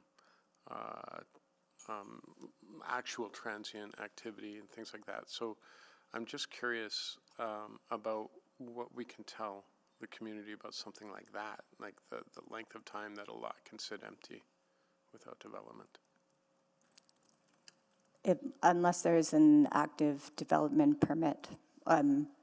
There's a couple different ways a lot can sit empty, right? So if the property is becoming derelict, then we need to hear from residents through 311, eventually through other bylaws and other means to manage that. And we have a bylaw for that. We do, yeah.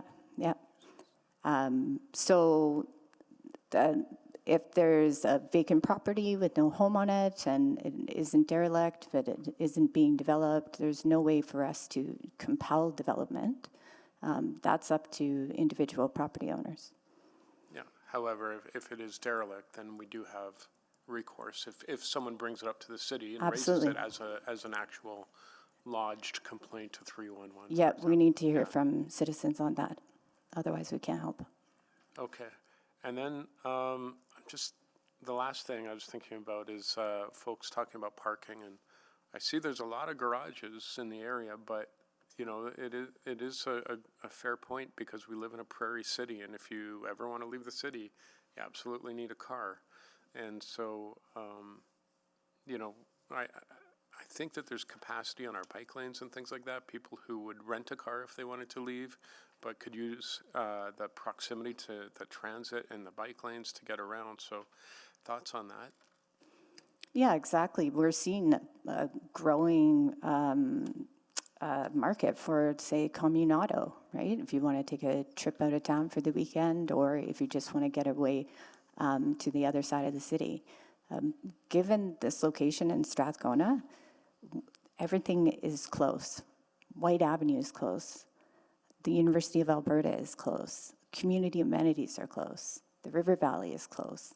Lots of places that Edmontonians want to be, and terrific amenities that we have, are within walking distance. Right. Okay. And of course, yeah, I'll just leave it at that. I'm out of time. Thank you. Thank you, Councillor Paquette. Everybody's so good at moderating their time today. Councillor Salvador. Yeah, thank you. Just a few quick questions. Wondering if I can get a little bit of elaboration on the incentives built into the zone to encourage larger units? That is where, Councillor Salvador, when we have floor area ratio. Yeah, so not so much the RSM H12. Gotcha. Okay, and just trying to wrap my head around the further context on this site and sort of across from the alley. Based on what I could see, it looks like almost that entire stretch on the other side of the alley is RMH 16. Is that right? That's correct. Okay, even those internal mid-block lots. Yes. Okay. So I guess I'm also wondering, we have an RMH 12 in front of us, but given that context, would something higher density be contemplated on a site like the one that's in front of us today, based on our policy guidance? Based on our policy guidance, yes. Oh, interesting. Yep. Okay. But the application we received and reviewed was RSM H12. Right. And then just looking a few parcels to the west of this site, sort of across 101 Street, which would be properly within the primary corridor, what level of intensity and density and height would we anticipate in an area like that? Mid-rise, and then high-rise when it's closer to transit or mobility hubs. Okay, so coming back to an earlier question, this does sort of offer that gradient or transition down into the community. It does. Okay, I think all my questions have been answered then. Thank you. Thank you, Councillor Salvador. Any further questions to administration at this time? Okay, are there any questions to either the speakers in favor or in opposition based on new information? Councillor Cartmel? To the proponent, actually. Yeah, so please come on down.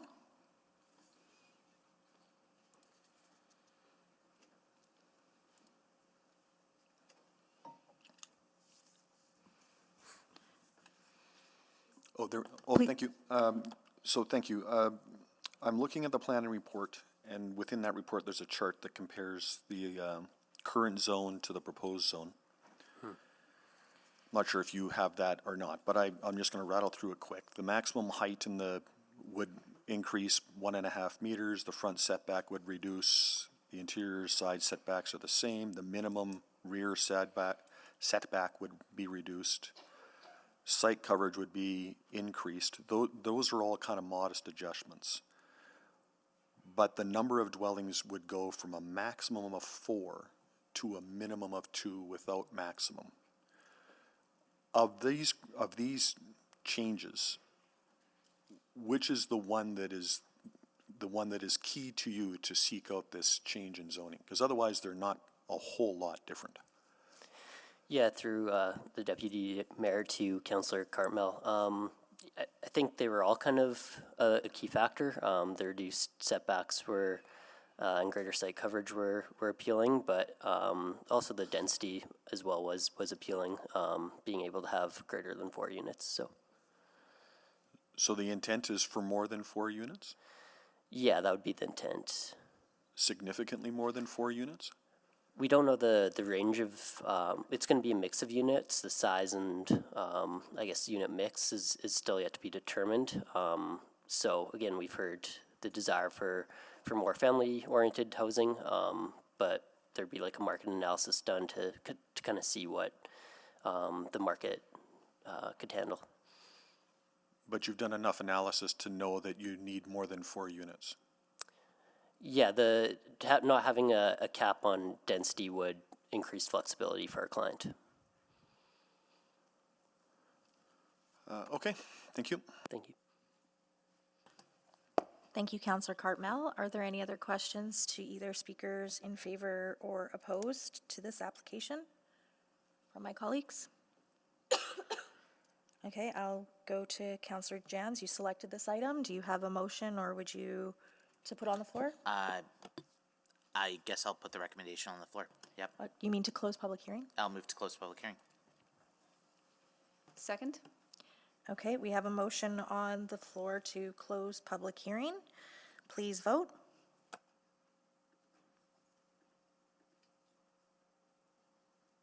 Councillor Stevenson is yes.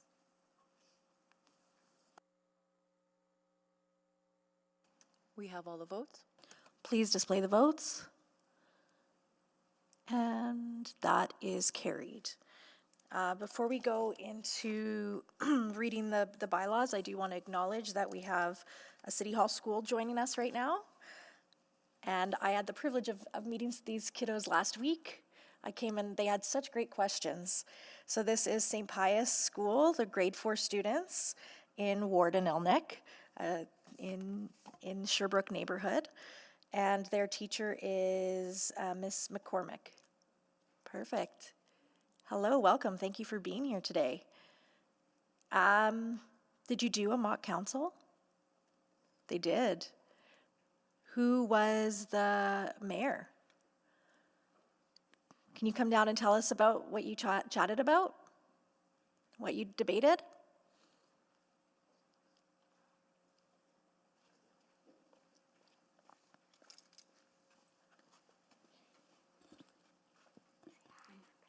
Hi, I'm Petros. We debated about should green bins be placed in all Edmonton classrooms.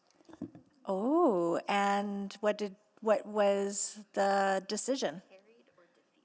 It was defeated. It was defeated? It was carried. It was carried, okay.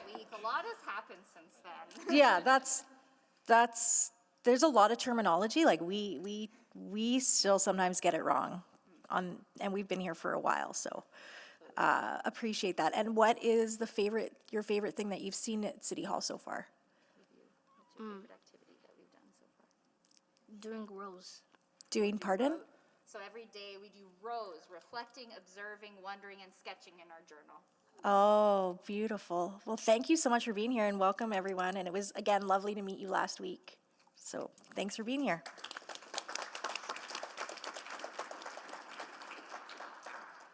So Councillor Jans, I'll go to you for... I'll move first reading. Second.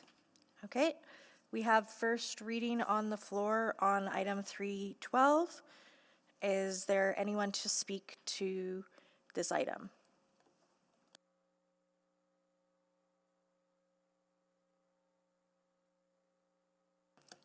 Councillor Cartmel, please go ahead. Thank you. Yeah, just very briefly, I won't be supporting this. I've come to believe fairly strongly that on mid-block rezonings, particularly very narrow mid-block rezonings, that 4 is enough. More than 4 is too many. There's been quite a run of these kinds of developments since the change in the zoning bylaw, and I'm really hearing a lot of concerns about this. So I think the current zone is adequate. I think it could do what might be done or what ought to be done on a mid-block lot like this. But in answer to my questions, it's clear that the proponent is about more units and more than 4 units in this development, and I just think that's too many, so I won't be supporting it. Thank you. Thank you, Councillor Cartmel. Councillor Paquette. Well, thank you. Yeah, this is an interesting one. We had conversations like this way back when Ben Henderson was around, and one of the things that he lamented was that we had restricted things like this to corners, and he was hoping to see a change. And here we are, and as we can see, it's not without its challenges. I understand and I appreciate the concerns we're hearing from residents 100%. In my own ward, I've spoken with folks who are proud of their neighborhoods and want to ensure they remain vibrant and safe and family-friendly. This proposed development helps us meet critical city goals around housing supply and in density. And we've had these conversations so many times about how we need to right-size our density in order to be able to keep taxes reasonable, to keep Edmonton affordable, and to slow this increasing future infrastructure deficit so that we can actually maintain the city that we have. And without that density, it gets really, really difficult. It's a really tough compromise. If you're focused on the fiscal side of things, you have to approve this. It's a no-brainer. But there's the community side. And I actually share some of those concerns. We talked about the Airbnb style overuse, I think. And that becomes a conversation that, unfortunately, I have to have outside of this decision. This decision is only about land use, and is it appropriate land use based on what we have in our current system? And the emotional response that I personally have would be no. But the legal response that I have to follow is yes. And so I will be supporting this, but I'm not excited about it. I'll tell you that. I have my own reservations about the potential use case. And I don't know what that is. And I actually am not allowed to contemplate it. My hope is that this is for families or for students. And we'll be watching closely with this developer what they choose to do with this property, because chances are they would like to develop something in the future. And if it looks like this is not going to be conducive to the community, that's a whole other conversation we're going to have and open up with the province. Not that I'm sending any warning, but yeah, that's where I'm at that. Thank you. Thank you, Councillor Paquette. Councillor Stevenson? Yeah, thanks very much. I've been reflecting on this one. I think I've also been a bit hesitant for these mid-block increases, and I agree that our RS zone does provide a lot of opportunity in the broad area of land to which it applies. I think, though, that we have strong planning policy in place that highlights the need for something additional in these more strategic areas. As highlighted, this particular site is well connected. It's close to a node, transportation amenities. So for me, in this case, it is an appropriate approach and in line with the policies that our staff have analyzed. So I'll be supporting it and encourage my colleagues to do so. Thank you. Thank you, Councillor Stevenson. Councillor Knack? Thanks, Councillor Rutherford. You'd think, like, after many years it would get easier to have these conversations, but it's tough because, on one hand, and this is not an uncommon theme we've heard over the years, which is that, and some of my colleagues have already talked about it, is that we've been expanding and expanding and expanding as a city. And actually to the point where, in the ward I represent, we're all the way out to 231st Street already, right? If you take the North Henday, there's homes right up against the Henday. If you go to the east edge, we're there. I actually just had to drive by on 41st Avenue yesterday to get to do some shopping. And I took 41st Avenue, and it's pretty much full as well. We are running out of space.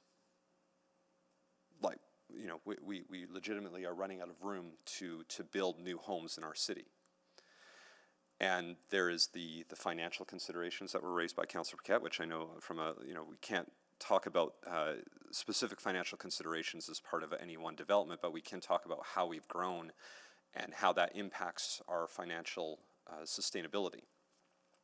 And that is a very real thing as we add, thousands of more kilometers of roads and hundreds of more acres of park space, and those things are adding to the, I think, unsustainability that we've been running up against. And yet, then we get these developments, which, is aligned with the district plans that this council voted in favor of just last year. We had approved the criteria as a body that said we should be willing to consider additional height if we meet 2 of those 5 criteria, which in this case it does.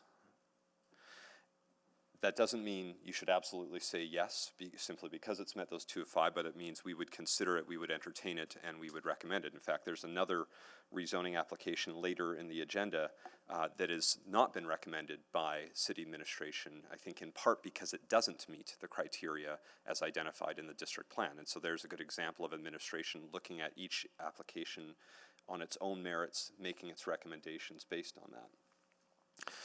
So setting aside, and it's hard because, you know, setting aside the bigger picture piece, which we really shouldn't, because it's a massive issue in the city. It's something that we really have to be careful about, we have to be thoughtful about, especially with how much we're growing. I'm going to look at the specifics of this. So for me, I look at the criteria that's been recommended, or the 2 that it's met. I think it is fair to say, okay, because it's such a close proximity to these major corridors, which are already well-used transit nodes, it's already well connected to a lot of amenities. This is one of the few areas that is probably truly a 15-minute city already in its own right in this community. I don't think that's the case for a lot of the rest of the city, but I think in this part of the city it is. So that 100-meter distance, I think, is very valid and well worth its consideration on that. And then the other piece, as we heard, is that it's the fact that it's adjacent to a larger building. And, you know, this is, again, one of these tension points. I asked the question earlier on about what are we doing 50 years from now? Because 50 years from now, this probably won't feel out of place at all. In fact, it'll likely be much more smaller scale than everything that might get built around it, because I think the major corridors are going to have higher buildings. We already have some taller buildings on the other side of the alley. And so to have a 12-meter high home that would likely be able to fit, depending on how many bedrooms they want to put in, 6 units or so, as we saw in some of the other developments, I don't think this is an unreasonable ask. Doesn't make it any easier for the folks living on the block. They see that, you know, even if you're going from 4 to 6 units with a little bit more height and a slightly less of a rear setback, there's still that feeling that it's going to take away from the overall environment, and that's hard, and it's not something we should dismiss. But I think when weighing out all of these options, when thinking about sort of the broader citywide issues we're dealing with, along with the plans that this council approved, and the criteria that we're using to help inform each of these specific conversations, I think this one for me is reasonable. I'll support it, noting that I appreciate not everyone in the neighborhood or on this particular block is going to like this, but I think it's a reasonable development that could have been more, and I think this is the right fit and the right transition from what's around it. Thank you. Thank you, Councillor Knack. Councillor Jans? Nothing further. Okay, please vote.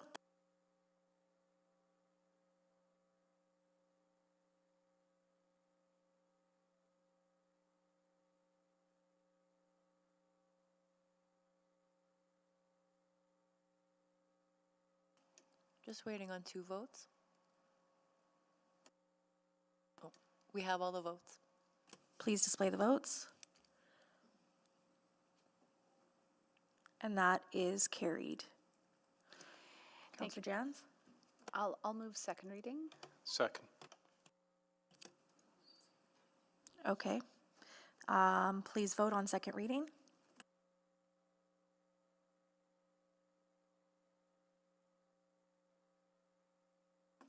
We have all the votes. Please display the votes.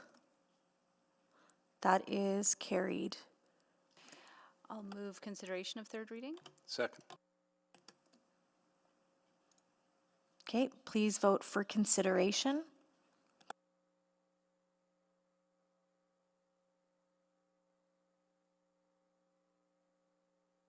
We have all the votes.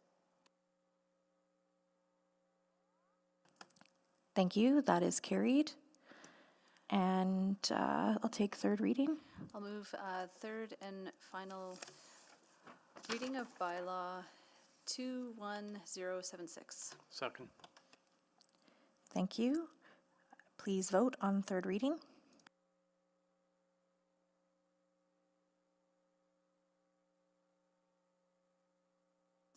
We have all the votes. Please display the votes.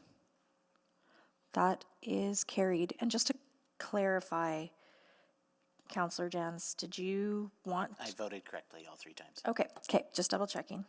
Okay, we will now move on to, or Councillor Jans, would you like to bring forward, and, oh no, we already did. Okay, so we're moving on to 3.13 next, right? As per the motion at the beginning of the meeting. So we are going to the McKernan Bylaw 21085, again, starting with presentation from administration, and then we will go to speakers in favor, speakers opposed, and so forth, carry on that pattern. So please take it away, administration. Good morning. This application proposes to rezone a site in the McKernan neighborhood from the small-scale residential zone, or RS, to the small to medium-scale transition residential zone, or RSM, with a maximum height of 12 meters. Next slide, please. The corner site is located in the southwest area of McKernan at the corner of 73rd Avenue and 113th Street. The site is well served by multiple travel modes, including a district connector bike route along 112th Street, bike routes along 114th Street and 71st Avenue, and bus service along 114th Street and 76th Avenue. The McKernan-Belgravia LRT station is approximately 415 meters from the site. Next slide, please. Engagement for the application included a mailed notice, information on the city's website, site signage, and one-to-one communication with residents and McKernan and the McKernan Community League. Through engagement, 24 responses were received. 1 respondent supported the application, 3 respondents were neutral or had questions only, and 20 respondents were in opposition and shared a variety of concerns, including existing parking and traffic congestion worsening, that the zone would be allowing for overly dense and large buildings, the rapid and widespread changes taking place in McKernan, Policy 2526 in the district plan and its implications for allowing larger development in neighborhood interiors, and the reduced green space on site. The McKernan Community League is opposed to the rezoning. The League is concerned that the District Plan Policy 2526 allows for consideration of RSM zone throughout the neighborhood, when the zone should be used only as a transition between larger and smaller scale developments and immediately facing main corridors. The respondent in support shared that the location was well served by amenities and active travel modes and supported a gentle increase in density. Next slide, please. In the Strathcona District Plan, the site is located in the urban mix area to the east of 114th Street secondary corridor. Small-scale development is supportable at this location, and the district policy allows consideration of additional scale when it meets 2 of the 5 criteria. This site is within 100 meters of the 114th Street secondary corridor, and this site is a corner site. For additional context, the site is approximately 415 meters from the McKernan-Belgravia LRT station, roughly 5 minutes walking. Next slide, please. The RSM H12 zone is considered compatible with the mostly small-scale residential development in the immediate area. The RSM H12 zone would allow for more development intensity than the current RS zone, as shown through the visuals on the slide. There would be an increase in the maximum height from 10.5 to 12 meters, and an increase in the maximum site coverage from 45% to 60%. In addition, the RSM zone does not have a maximum number of dwellings. Next slide, please. Administration supports this application. It facilitates an increase in residential density near transit and active modes of transportation. It proposes a scale that is compatible with the surrounding neighborhood, and it is aligned with the direction in the Strathcona district policy and district policy, district plan and district policy. Thank you. Thank you. And we will go to speakers in favor first. I'll call you down. Is Allison Rosland here? Yep, please take a seat at number 1. And then Ryan Jakes. Still here. Perfect. Brad Thiessen. Joining remote. Okay, we'll come back. And Jacob DeWang. Joining remote. Okay, we'll come back as well. So we will, number 1.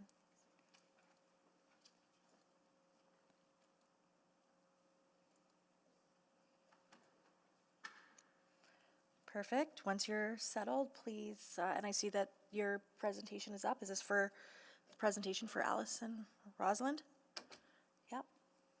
So whenever you're ready, just your timer will start once you're ready. Please get yourself settled. All right, good morning, Madam Chair and members of council. Thank you for the opportunity to speak today. My name is Allison Roseland, and I'm here on behalf of Brookside Realty to speak in support of the proposed rezoning from RS to RSMH12. At its core, this proposal is about providing more homes in a modest, thoughtful way, one that aligns with city policy while ensuring growth fits within the existing community. Next slide, please. Over the past year, Edmonton has welcomed 65,000 new residents, but housing supply isn't keeping pace. We've all seen the effects: rising home prices, increased rental demand, and fewer options for people who want to live in a walkable, transit-friendly neighborhood. At the same time, housing demand is shifting. Not everyone wants or can afford a detached home, but many want ground-oriented housing. This proposal helps bridge that missing middle gap by introducing row houses with suites, a form of housing that historically has been underrepresented in McKernan, as you can see from the 2021 data shown here. Next slide, please.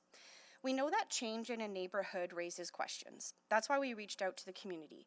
Between December and January, we created a project webpage to provide clear information and invite feedback, mailed postcards to 62 nearby homes, posted a custom rezoning site with our contact information, and reached out to the McKernan Community League.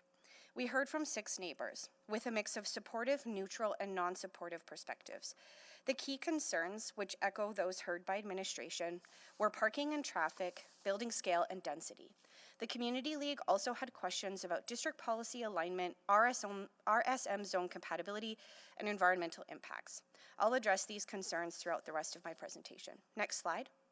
The site is uniquely positioned to support modest transit-oriented growth. It is adjacent to the 114th Street secondary corridor, shown in purple, and it is within walking distance of schools, parks, and local businesses on 76th Avenue. The site is also well served by bike routes and transit. The McKernan-Belgravia LRT station is just 400 meters away, and it's located within the Communado car share service area. This variety of transportation options reduces dependence on personal vehicles, meaning fewer impacts on parking and traffic. Next slide. So why are we rezoning to RSM H12 instead of keeping the current RS zone?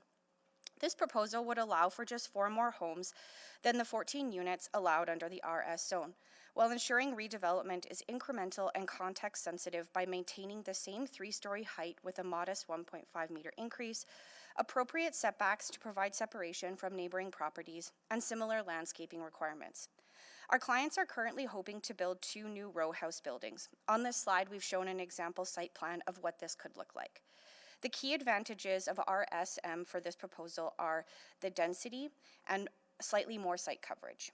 As a result, rezoning will allow for 4plexes instead of triplexes and a unit mix that meets different needs. Secondary suites could be built with each row house, and the 2 existing garage suites that were built about 6 years ago can be retained, which reduces demolition waste and maintains covered on-site parking for future residents.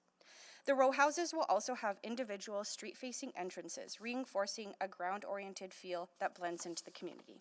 Next slide. I next want to bring your attention to one of the questions we're answering here today. Does this rezoning align with city policy? And the answer is yes.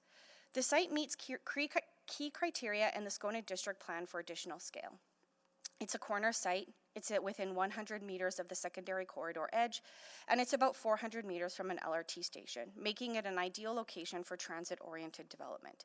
These policies were put in place to guide responsible growth, and this rezoning is a direct reflection of those objectives. As the corridor redevelops over time, new buildings on this site will provide a transition from the mid-rise and low-rise development expected in the adjacent secondary corridor to the surrounding community. Next slide. As I start to wrap up my presentation, I note that we are aware of the petition and the opposition signs in the neighborhood. However, what's important to consider is that this opposition is to only 4 additional homes that would house 4 to 8 new neighbors. With that, I'll leave you with these final thoughts. This application supports housing choice in a walkable area that is well connected to transit, schools, parks, services, and amenities. It advances the city's goal of welcoming 600,000 residents into the redeveloping area. And lastly, it's a small incremental change that fits within the fabric of the neighborhood. We are at a moment where Edmonton's growth is accelerating and every new home helps. Gentle policy density like this is essential to meet our goal to provide much needed homes. For all these reasons, we ask for your support today. Thank you, and I'm happy to answer any questions.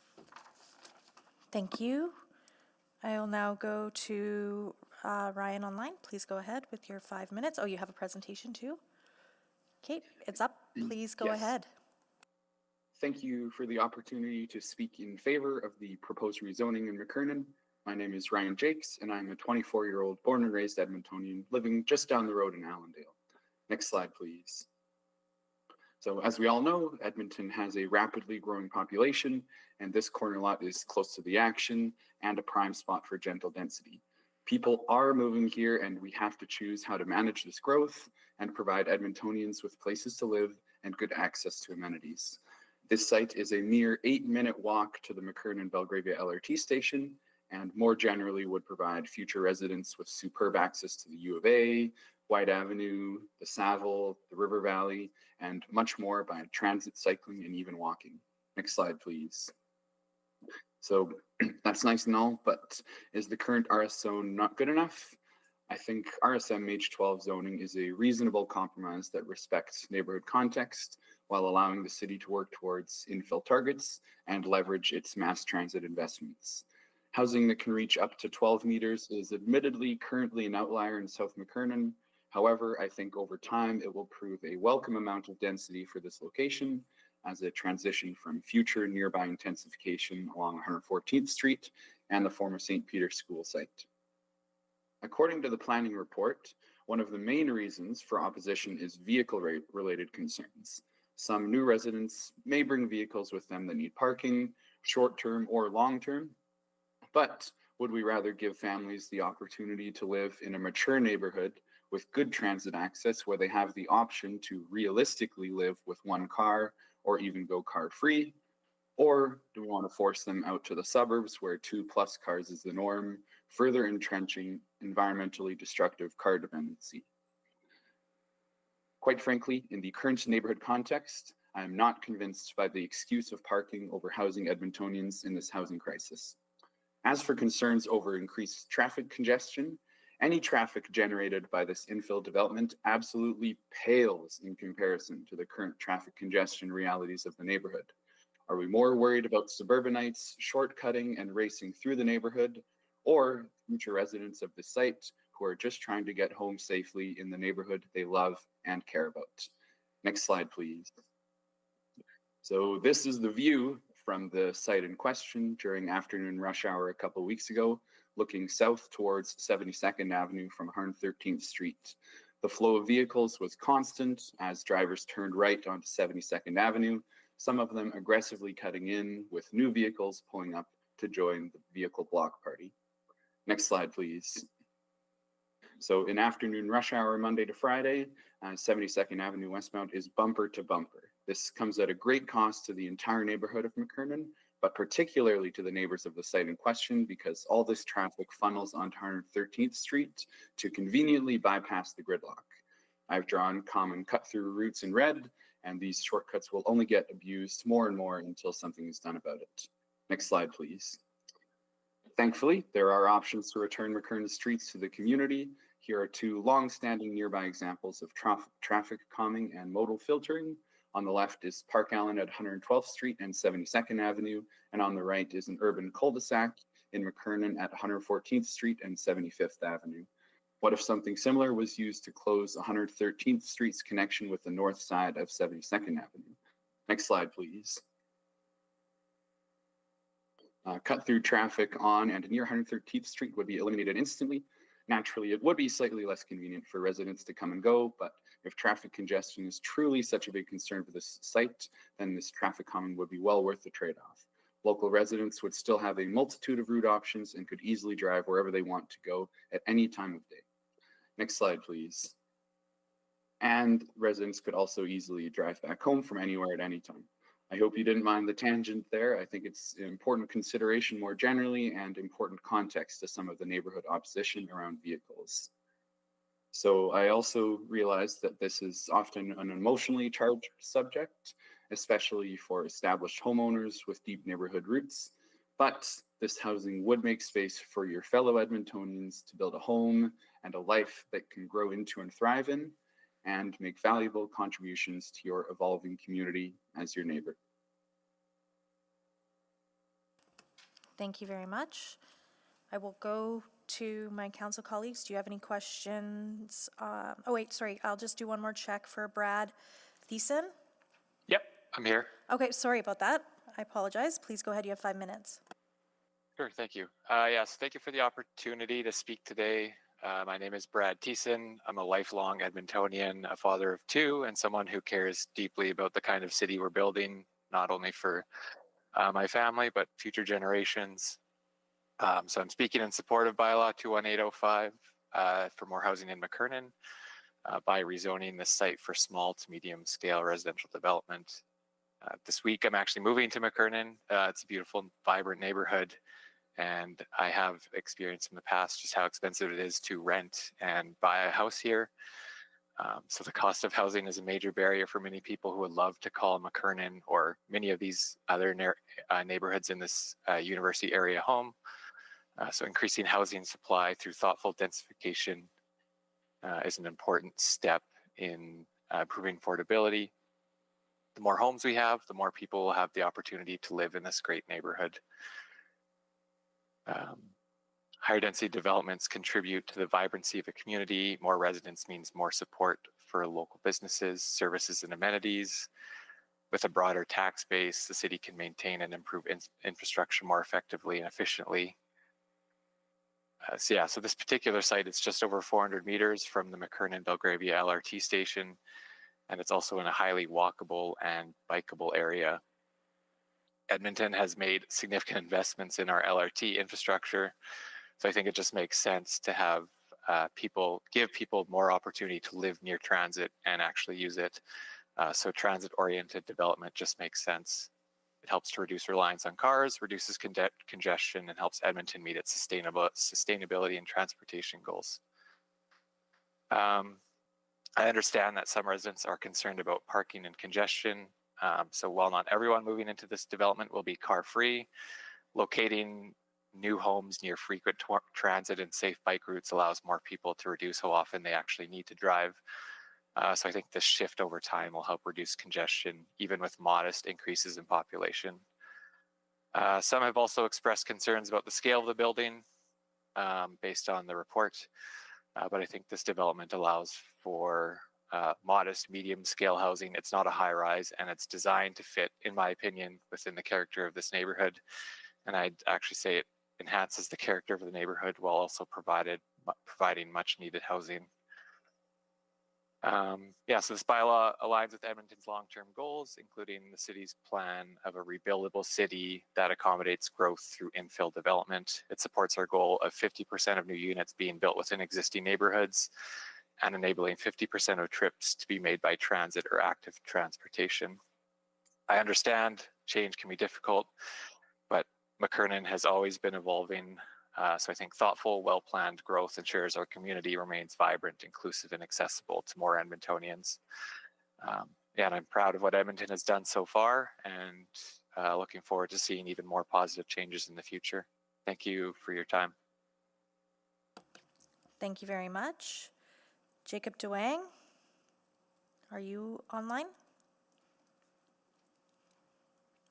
Not seeing Jacob, so now I will turn to my colleagues and ask if anyone has any questions for the speakers in favor on this item.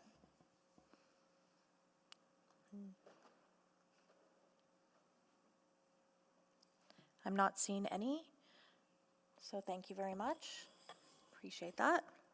And again, remember, as you know, we may come back for new information after we hear from the speakers opposed and administration. Okay, and I think everyone here is in person, so as I call your name, if you're here, please do come down and the clerks will guide you to your spot, okay? So John Soltis, yep, please come down, thank you. Caroline Pinkert-Rust, yep, thank you. Regina Landeck, yep, thank you. Heather Finiak, perfect. And David Epp on behalf of Michael Diaz. So we'll just give you a few minutes to get settled. Thank you.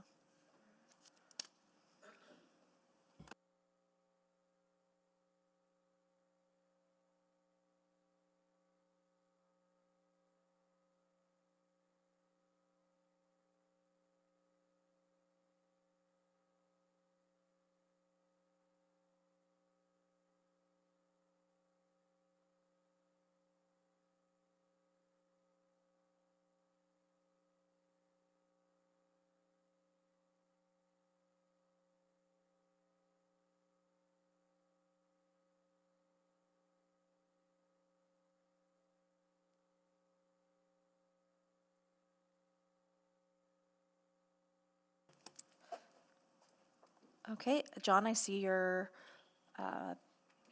presentation is up and ready to go.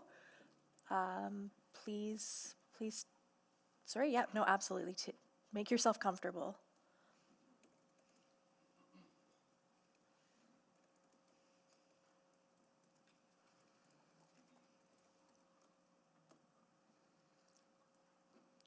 And please remember this is that if you need to take a pause or anything, that's okay too, right? We'll make it work. Okay, please go ahead with your presentation whenever you're ready. Yes, you need to push the button there for your microphone. Hello, honorable council members. I live across the street from the applicant's site in a bungalow my wife and I bought in 2003. We then invested in our property and our community by adding a second floor and redoing the main floor and basement. We felt it was better to upgrade our home while retaining some of the original irreplaceable charm than to do a total rebuild. Over the years, we got to know many wonderful neighbors, some of whom are here speaking next. Next slide, please. I support infill, I get it. For example, after taking my daughter to soccer practice at Iverdance Sports Fields outside the Henday, in the very southeast corner of the city, I often go for a long run in the area, in Councillor Tang's ward, or in Councillor Wright's ward, or both, and I see the heavy machines with their steel buckets digging into farmland, such as in this photo in Matson. And as a former Alberta farm boy, it is honestly painful to see. Sprawl isn't just an increase of city size, it is also a reduction in farmland. At some elevated points during my run, I can look north and northwest and see a lot of the city in one glance, all the way over Councillor Jans's ward, Councillor Salvador's ward, and finally city centre in the hazy distance in Councillor Stevenson's ward. And the sense of sprawl is palpable. Next slide, please. Also, when I look back from Iverdent, I see that Edmonton is a big city. City data shows where developments and infills are happening over time. It is very clustered, especially in McKernan. One of the goals of the city plan is to provide inclusive accommodations for everyone at all stages, ages, and wages. But data shows that only the wages part of that goal, or to be specific, high wages, are on the developer's radar in McKernan. According to MLS.ca and Rentals.ca, every infill in the McKernan area is expensive. Each infill removed a place that was affordable and removed someone more likely to ride the LRT. The owner of this site we are discussing now told us they plan to build, quote, 2 8-unit luxury condos. Affordable housing in McKernan is decreasing, not increasing. Approving this application would run counter to stated city goals. How can we promote Edmonton as a place for newcomers while allowing developers to affect an increase in the average rental rate and then wonder why original residents are gentrified out of their communities? Next slide, please. Fortunately, there already is new infill on both of the two lots in this site, negating the need to upzone. Next slide, please. I was relieved to hear from city staff, Saffron Newton, and also from the developer that both of these new dwellings would be kept when adding 8 lecture units on each lot. As Allison at Situate said, quote, "It would be environmentally wasteful to demolish these 2 recently built buildings." Next slide, please. This shows the 2 lots. The 2 garden suites are in green. The remaining space available for a principal building of 4 main units with 4 secondary suites is in red. The units would have to be structured lengthwise, making the remaining interior living space much less than 5 meters, which simply is not a feasible living space, especially for families facing a shortage of suitable housing. So why is this the proposal? If the developer's plan is to tell us one thing but plan to do another, we have to ask why would they do this? Please deny this application. The developer is welcome to resubmit detailing the real plan for council consideration. Next slide, please. Even if 2 8-plexes with 2 garden suites for a total of 18 units were somehow possible, RSM cannot be allowed for many reasons. It only meets 2 of the criteria, barely. Also, the purpose of RSM is to act as a, quote, transition from larger development on 114th Street to smaller developments eastwards. However, a lot of development has already happened there, and all of it stayed with RS zoning. RSM at this applicant site would be a reverse transition and an egregious case of spot housing. Second, policy 2.5.2.6 only allows for consideration of additional height, not for additional site coverage nor rezoning. Third, 18 individual dwelling units would violate most of policy 2.1.2, site design, including the 3 listed on the screen, which my fellow neighbors, I believe, will touch on next. Fourth, there is no room for the vehicular space the proposed development would unfortunately generate. Data from a Toronto City report linked here found that an average row house has 1.17 cars per household unit or dwelling, so this small site alone would generate 21.06 vehicles. And 1 block north and south, where 113th Street prohibits parking on the west side, mainly due to the St. Peter's Resource Center, would generate 117.24 cars. This is not realistic or tenable. Next slide, please. The RS zone, which already allows for more than its predecessor, is barely 1 year old, and targets are already being met. RS allows for healthy infill here. RSM spot zoning is completely not necessary here, and the increase from 8 to 18 units, to be accurate, and unit count would lead to a very disproportionate impact on the community. Please oppose this rezoning application and support the many opportunities the RS zone provides this applicant. And I'll close by adding that the previous 3 speakers in support, none of them actually live in McKernan. Thank you very much for your time. No, thank you. You are not able to clap. That is decorum for this space. So appreciate it. We are going on to speaker 2, Caroline Pinkert Rust. Yeah. Is your microphone on? Sorry, just. Yeah, it's on. Okay, please go ahead. I'll be talking about parking. I know there's been a conflation about parking and traffic here. Just the fact that people can use the LRT doesn't mean they don't have a car. That has been our observation. So this is the McKernan portion of the Strathcona District Plan. Secondary corridors to the east, west, and along 76th Avenue. University Garneau major node immediately to the north. A few very large apartment buildings have been completed or under construction, notably several hundred units along University Avenue, still in McKernan, as well as 113 units and 71 units, respectively, near the LRT on both sides of 114th Street. There's also the vacant St. Peter's School site zoned for some future higher density project, plus a property recently rezoned to RMH16 over the objections of the community. Next slide, please. Next slide. Thank you. Oh, everything is screwed up on this one. In addition to the large apartment buildings, there are a number of multi-unit construction projects already underway under the new RS zoning, as shown here on the map. So it's all a bit shifted to the left, where were we? So there's a bunch of 7-unit houses, 8-unit houses, and then the RSM 16. Almost all of the new units under constructions are of the sideways row house type with basement suites, None of them have room for on-site parking. The numbers shown here refer to the number of apartments per site. So there's 7 and 7, and then there's, most of them are 7 or 8, and one is 6. Mr. Hill of Brookside Developments is applying to have his 2 lots upzoned to RSMH 12. According to the Situate website, this would allow him to build up to 12 units per site, or 24 in total, although his current plans call for fewer units than that. We are very worried about the cumulative impact on parking. Thanks to open option parking introduced in 2020, none of these multi-unit developments have any on-site parking and rely on 100% street parking. Next slide, please. Oh, keep going, next one. This is what my street looks like with cars parked along both sides, effectively a one-way street. Next slide, please. And this is what 73rd Avenue looks like during evening rush hour when people try to bypass the traffic jam on 114th Street. Next slide, please. And unfortunately, this is all a little bit shifted. No, it isn't. Any City of Edmonton parking research I have found dates back to 2019. I haven't found anything more recent, before open option parking was put into effect. I could not find a single study that examines the relationship between the number of housing units without on-site parking and the curbside parking utilization rate. And these data are critical for the ongoing infill discussion.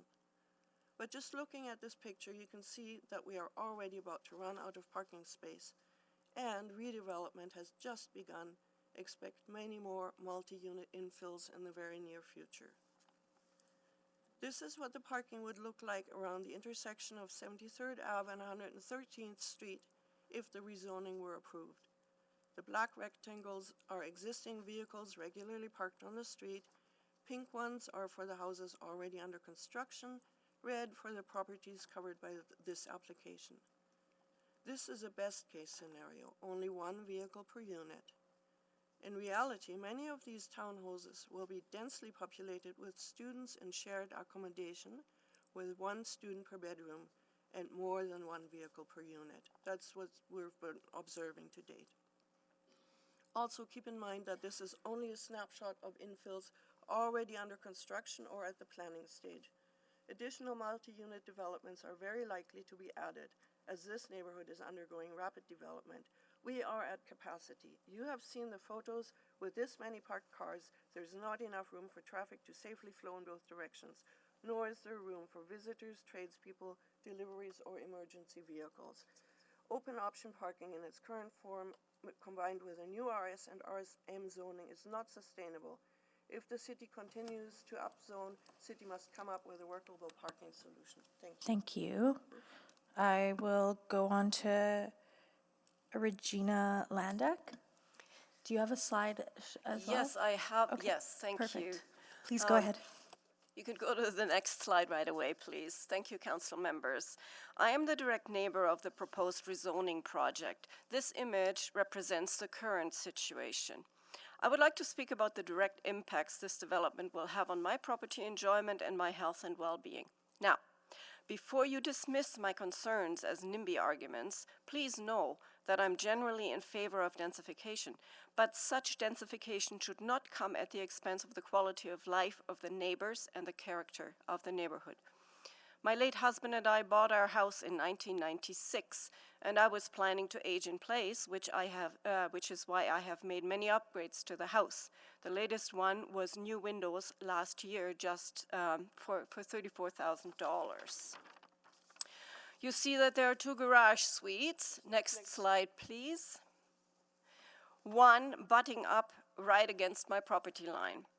I allowed this variance because the owner of the 2 lots under consideration told me that he planned to consolidate the 2 lots, split them into 3, and build 3 skinny houses and 3 garage suites on the property. In the spirit of being a good neighbor and trusting that this would happen, I agreed to the variance. Fast forward to 2024 when suddenly the situation changed. Now I am looking at having a building right next to me that will have serious impacts on my enjoyment of my property and my privacy, health, and well-being. Next slide, please. These images show the proposed situation. I live in the little brown house. Next slide, please. And next slide, please. In 2018, I had solar panels installed on the east and west side of my garage roof at considerable expense. When the garage suite was built on the neighboring lot, I experienced a reduction in power production in the afternoons and evenings. This reduction will be even bigger when a very large shade-throwing building is placed next to mine.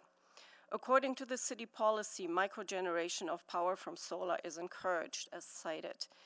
Allowing a large shade-throwing building next to a microgenerator seems counterproductive. It will also affect what I can grow in my garden. This is also counterintuitive to the city's objective to grow one's own vegetables. Next slide, please. There are some, where am I? There are some environmental concerns. The proposed development does not meet the city's requirements for soft landscaping area.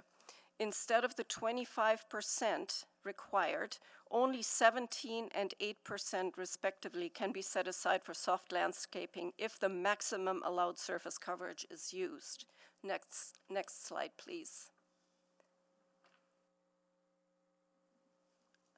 My house was built without air conditioning and relies on window ventilation to cool the building at night. Summers continue to get hotter.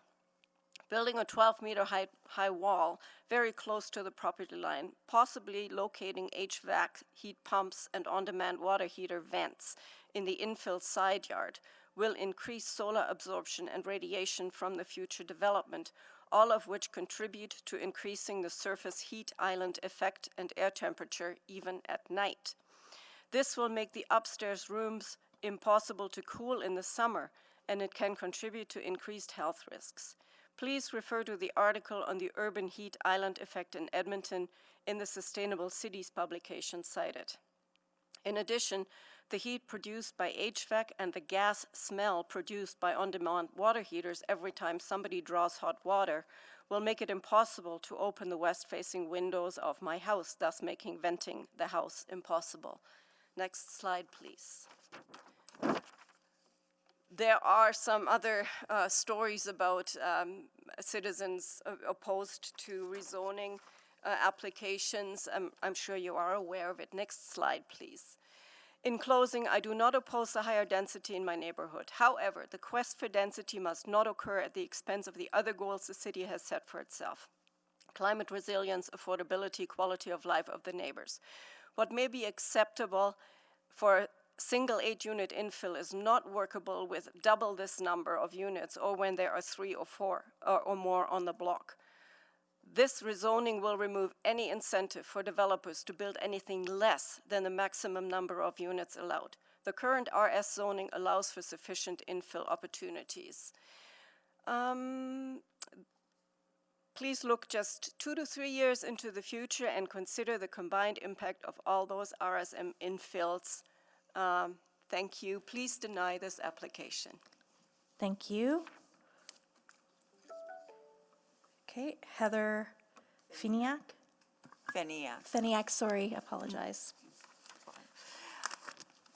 Chair Rutherford, Councillor Michael Jans, City Council members, City staff, members of the audience. I'm Heather Finiak, a McKernan resident of, as you can see, 52 years.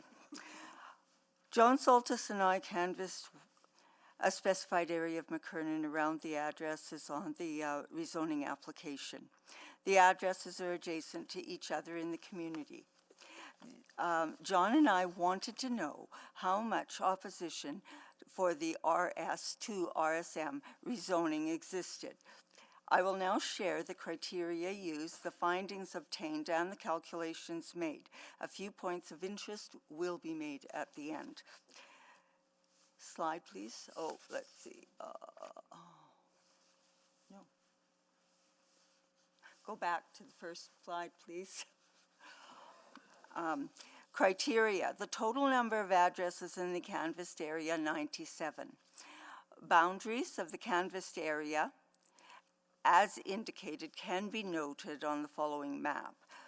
Addresses of focus, the two properties where application has been made for rezoning RS to RSM. They are circled in red on the following map. The goal of canvassing to determine the amount of addresses within the boundaries where residents oppose the rezoning application. Next slide. Thank you. As you can see, the red circle around the two properties. You can see our 97 properties. In yellow are those that oppose.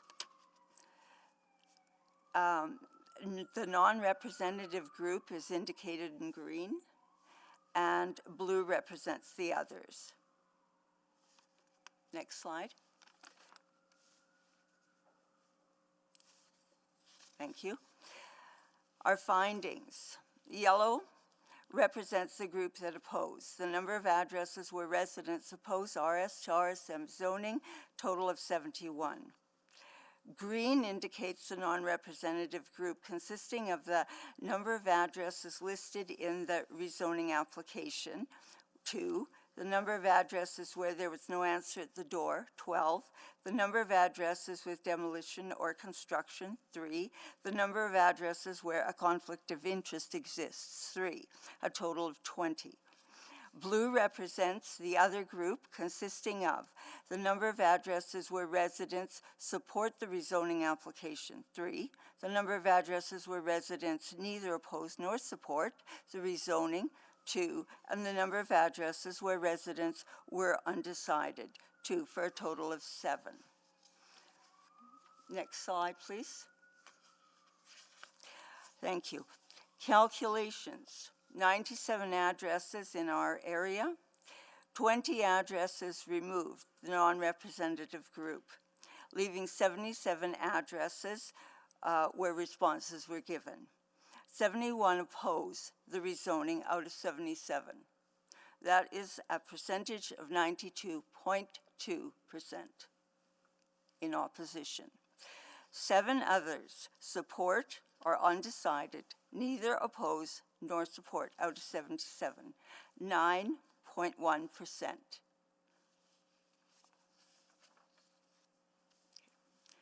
I'm going to my points of interest. The canvassing took place February 28th to March 12th of 2025. One address had 1 resident opposing, 1 supporting. The address was counted in both groups. The residents who opposed were over the age of 18. The 71 addresses were residents opposed rezoning. 47 addresses had the owners, and or members of the immediate family, spouse, child, children, sign. Property ownership by residents was 66.2%, which I think is important because we are known for an area that has tenancy. At the 71 addresses where residents opposed, 101 signatures were obtained. 2 signatures were removed. The signees were not residents at the time of canvassing. Of the addresses where there were no answers, all but 1 were visited 2 or more times. This, councillors, is not on your sheet. I've added it in. We had 1 house that has a primary and a secondary address. We counted that house as 1. The signatures gathered to show opposition were witnessed by myself and or John Solsis. Thank you. I conclude, and I thank you for your time. Appreciate that. I'm moving on to David Epp on behalf of Michael Diaz. Oh, just give you a second to get settled. Please go ahead. Honorable councillors, these are my neighbor's words. Thank you. I have lived in this house at 7208 113th Street for more than 25 years, and I am a caregiver for my elderly parent. My siblings visit often, accompanied by their young children. My comments about this proposal will focus on current issues and how this rezoning would aggravate an already bad situation. The property across the street from me has been a rental property for well over a decade. The addition of 2 garage suites a few years ago increased the number of tenants and vehicles parked on the street, exacerbating the congestion and gridlock during rush hour. 114th Street, to and from the university, is one of the most heavily traveled roads in the city, jammed during morning and afternoon rush hours. Excess traffic slows 72nd and 76th Avenues and also spills onto residential streets such as 73rd Avenue and 113th Street. During evening rush hour, traffic often backs up southbound on 113th Street. With tenants' vehicles also parking there, travel is effectively blocked due to lack of room, particularly in the winter. The most egregious issue here is that we cannot leave or enter our own driveway during this time, blocked by vehicles at a standstill. And it can get quite contentious when other drivers refuse to avoid blocking it. And indeed, 73rd Avenue itself gets blocked. This is completely unacceptable. We expect to have unfettered access to our own home, but this is denied during those times. I believe that this contravenes the Traffic Safety Act, Use of Highway and Rules of the Road Regulation, Section 44. A person driving a vehicle shall not stop or park the vehicle at the following locations: within 1.5 meters from an access to a garage, private road, or driveway. Additionally, Edmonton Fire Station number 3 is located 3 blocks away. Fire trucks travel on all roads, including 113th Street. The spike in traffic congestion these 2 eightplexes would cause will further impede these and other emergency vehicles in our neighborhood, including ambulances going to and from the nearby U of A hospital. A 3-story building will not be accessible for the elderly, those with limited mobility, and families with small children. This excludes important segments of society that are currently present in abundance in our community. There is no indication that the authors of this planning report are aware of the current realities of our neighborhood and the would-be impacts of their recommendation. From the planning report, page 10, mobility section. This site is in a location that is well served by multiple travel modes. This is incorrect, as 114th Street is congested or gridlocked every weekday morning and afternoon between Belgravia Road and the university. Vehicle access for the rezoning area will be restricted to the abutting alley. This appears to be impossible and unenforceable for 18 or more cars. This rezoning will have minimal impacts to the transportation network. This is incorrect, as adding 18 units and their accompanying vehicles will compound the already unacceptable situation of congestion and gridlock. Page 3, Community Insights. Most people are busy living their lives, taking care of themselves and their families. Even so, more than a third of the mail recipients went out of their way to respond. 17 were opposed, not one was in support, and they were accompanied by a plethora of relevant comments. This is a resounding and unified message from the community that this proposal should be rejected. Yet, city administration somehow supports this application. Some comments about our city councilors from March 17th. In my estimation, comments and questions from many councillors were insightful and demonstrated sincere interest in obtaining information necessary to make decisions in the interests of residents. Councillors, including Councillor Jantz, were very engaged with the Garneau proposal and appeared to carefully consider all of the speaker's comments. When it became evident that our McKernan item was not going to be discussed due to time constraints, Councillor Jantz graciously and promptly moved the item to the April 7th session to save us some time. Thank you, Councillor Jantz, very much appreciated. Councillor Wright, in particular, voiced the importance of actually visiting locations to help with the decision-making process. During the discussion about the Gorman proposal, Councillor Wright specifically questioned how residents of that community would get to work and school because of road access. It was heartening to hear a representative put the considerations of the public in such high regard. Councillor Wright referenced a similar issue in the Tamarack area, so as to avoid a similar outcome in Gorman. This is exactly what we hope to avoid, a foreseeable catastrophe, which does not have to happen in McKernan. Thank you for the opportunity to provide comment. Thank you very much. And we are at 12:01 right now, so we are going to take our lunch recess till 1:30. So when you come back, please rejoin in those spots so that Kat will go to immediately to questions of you from council when we return at 1:30. Thank you.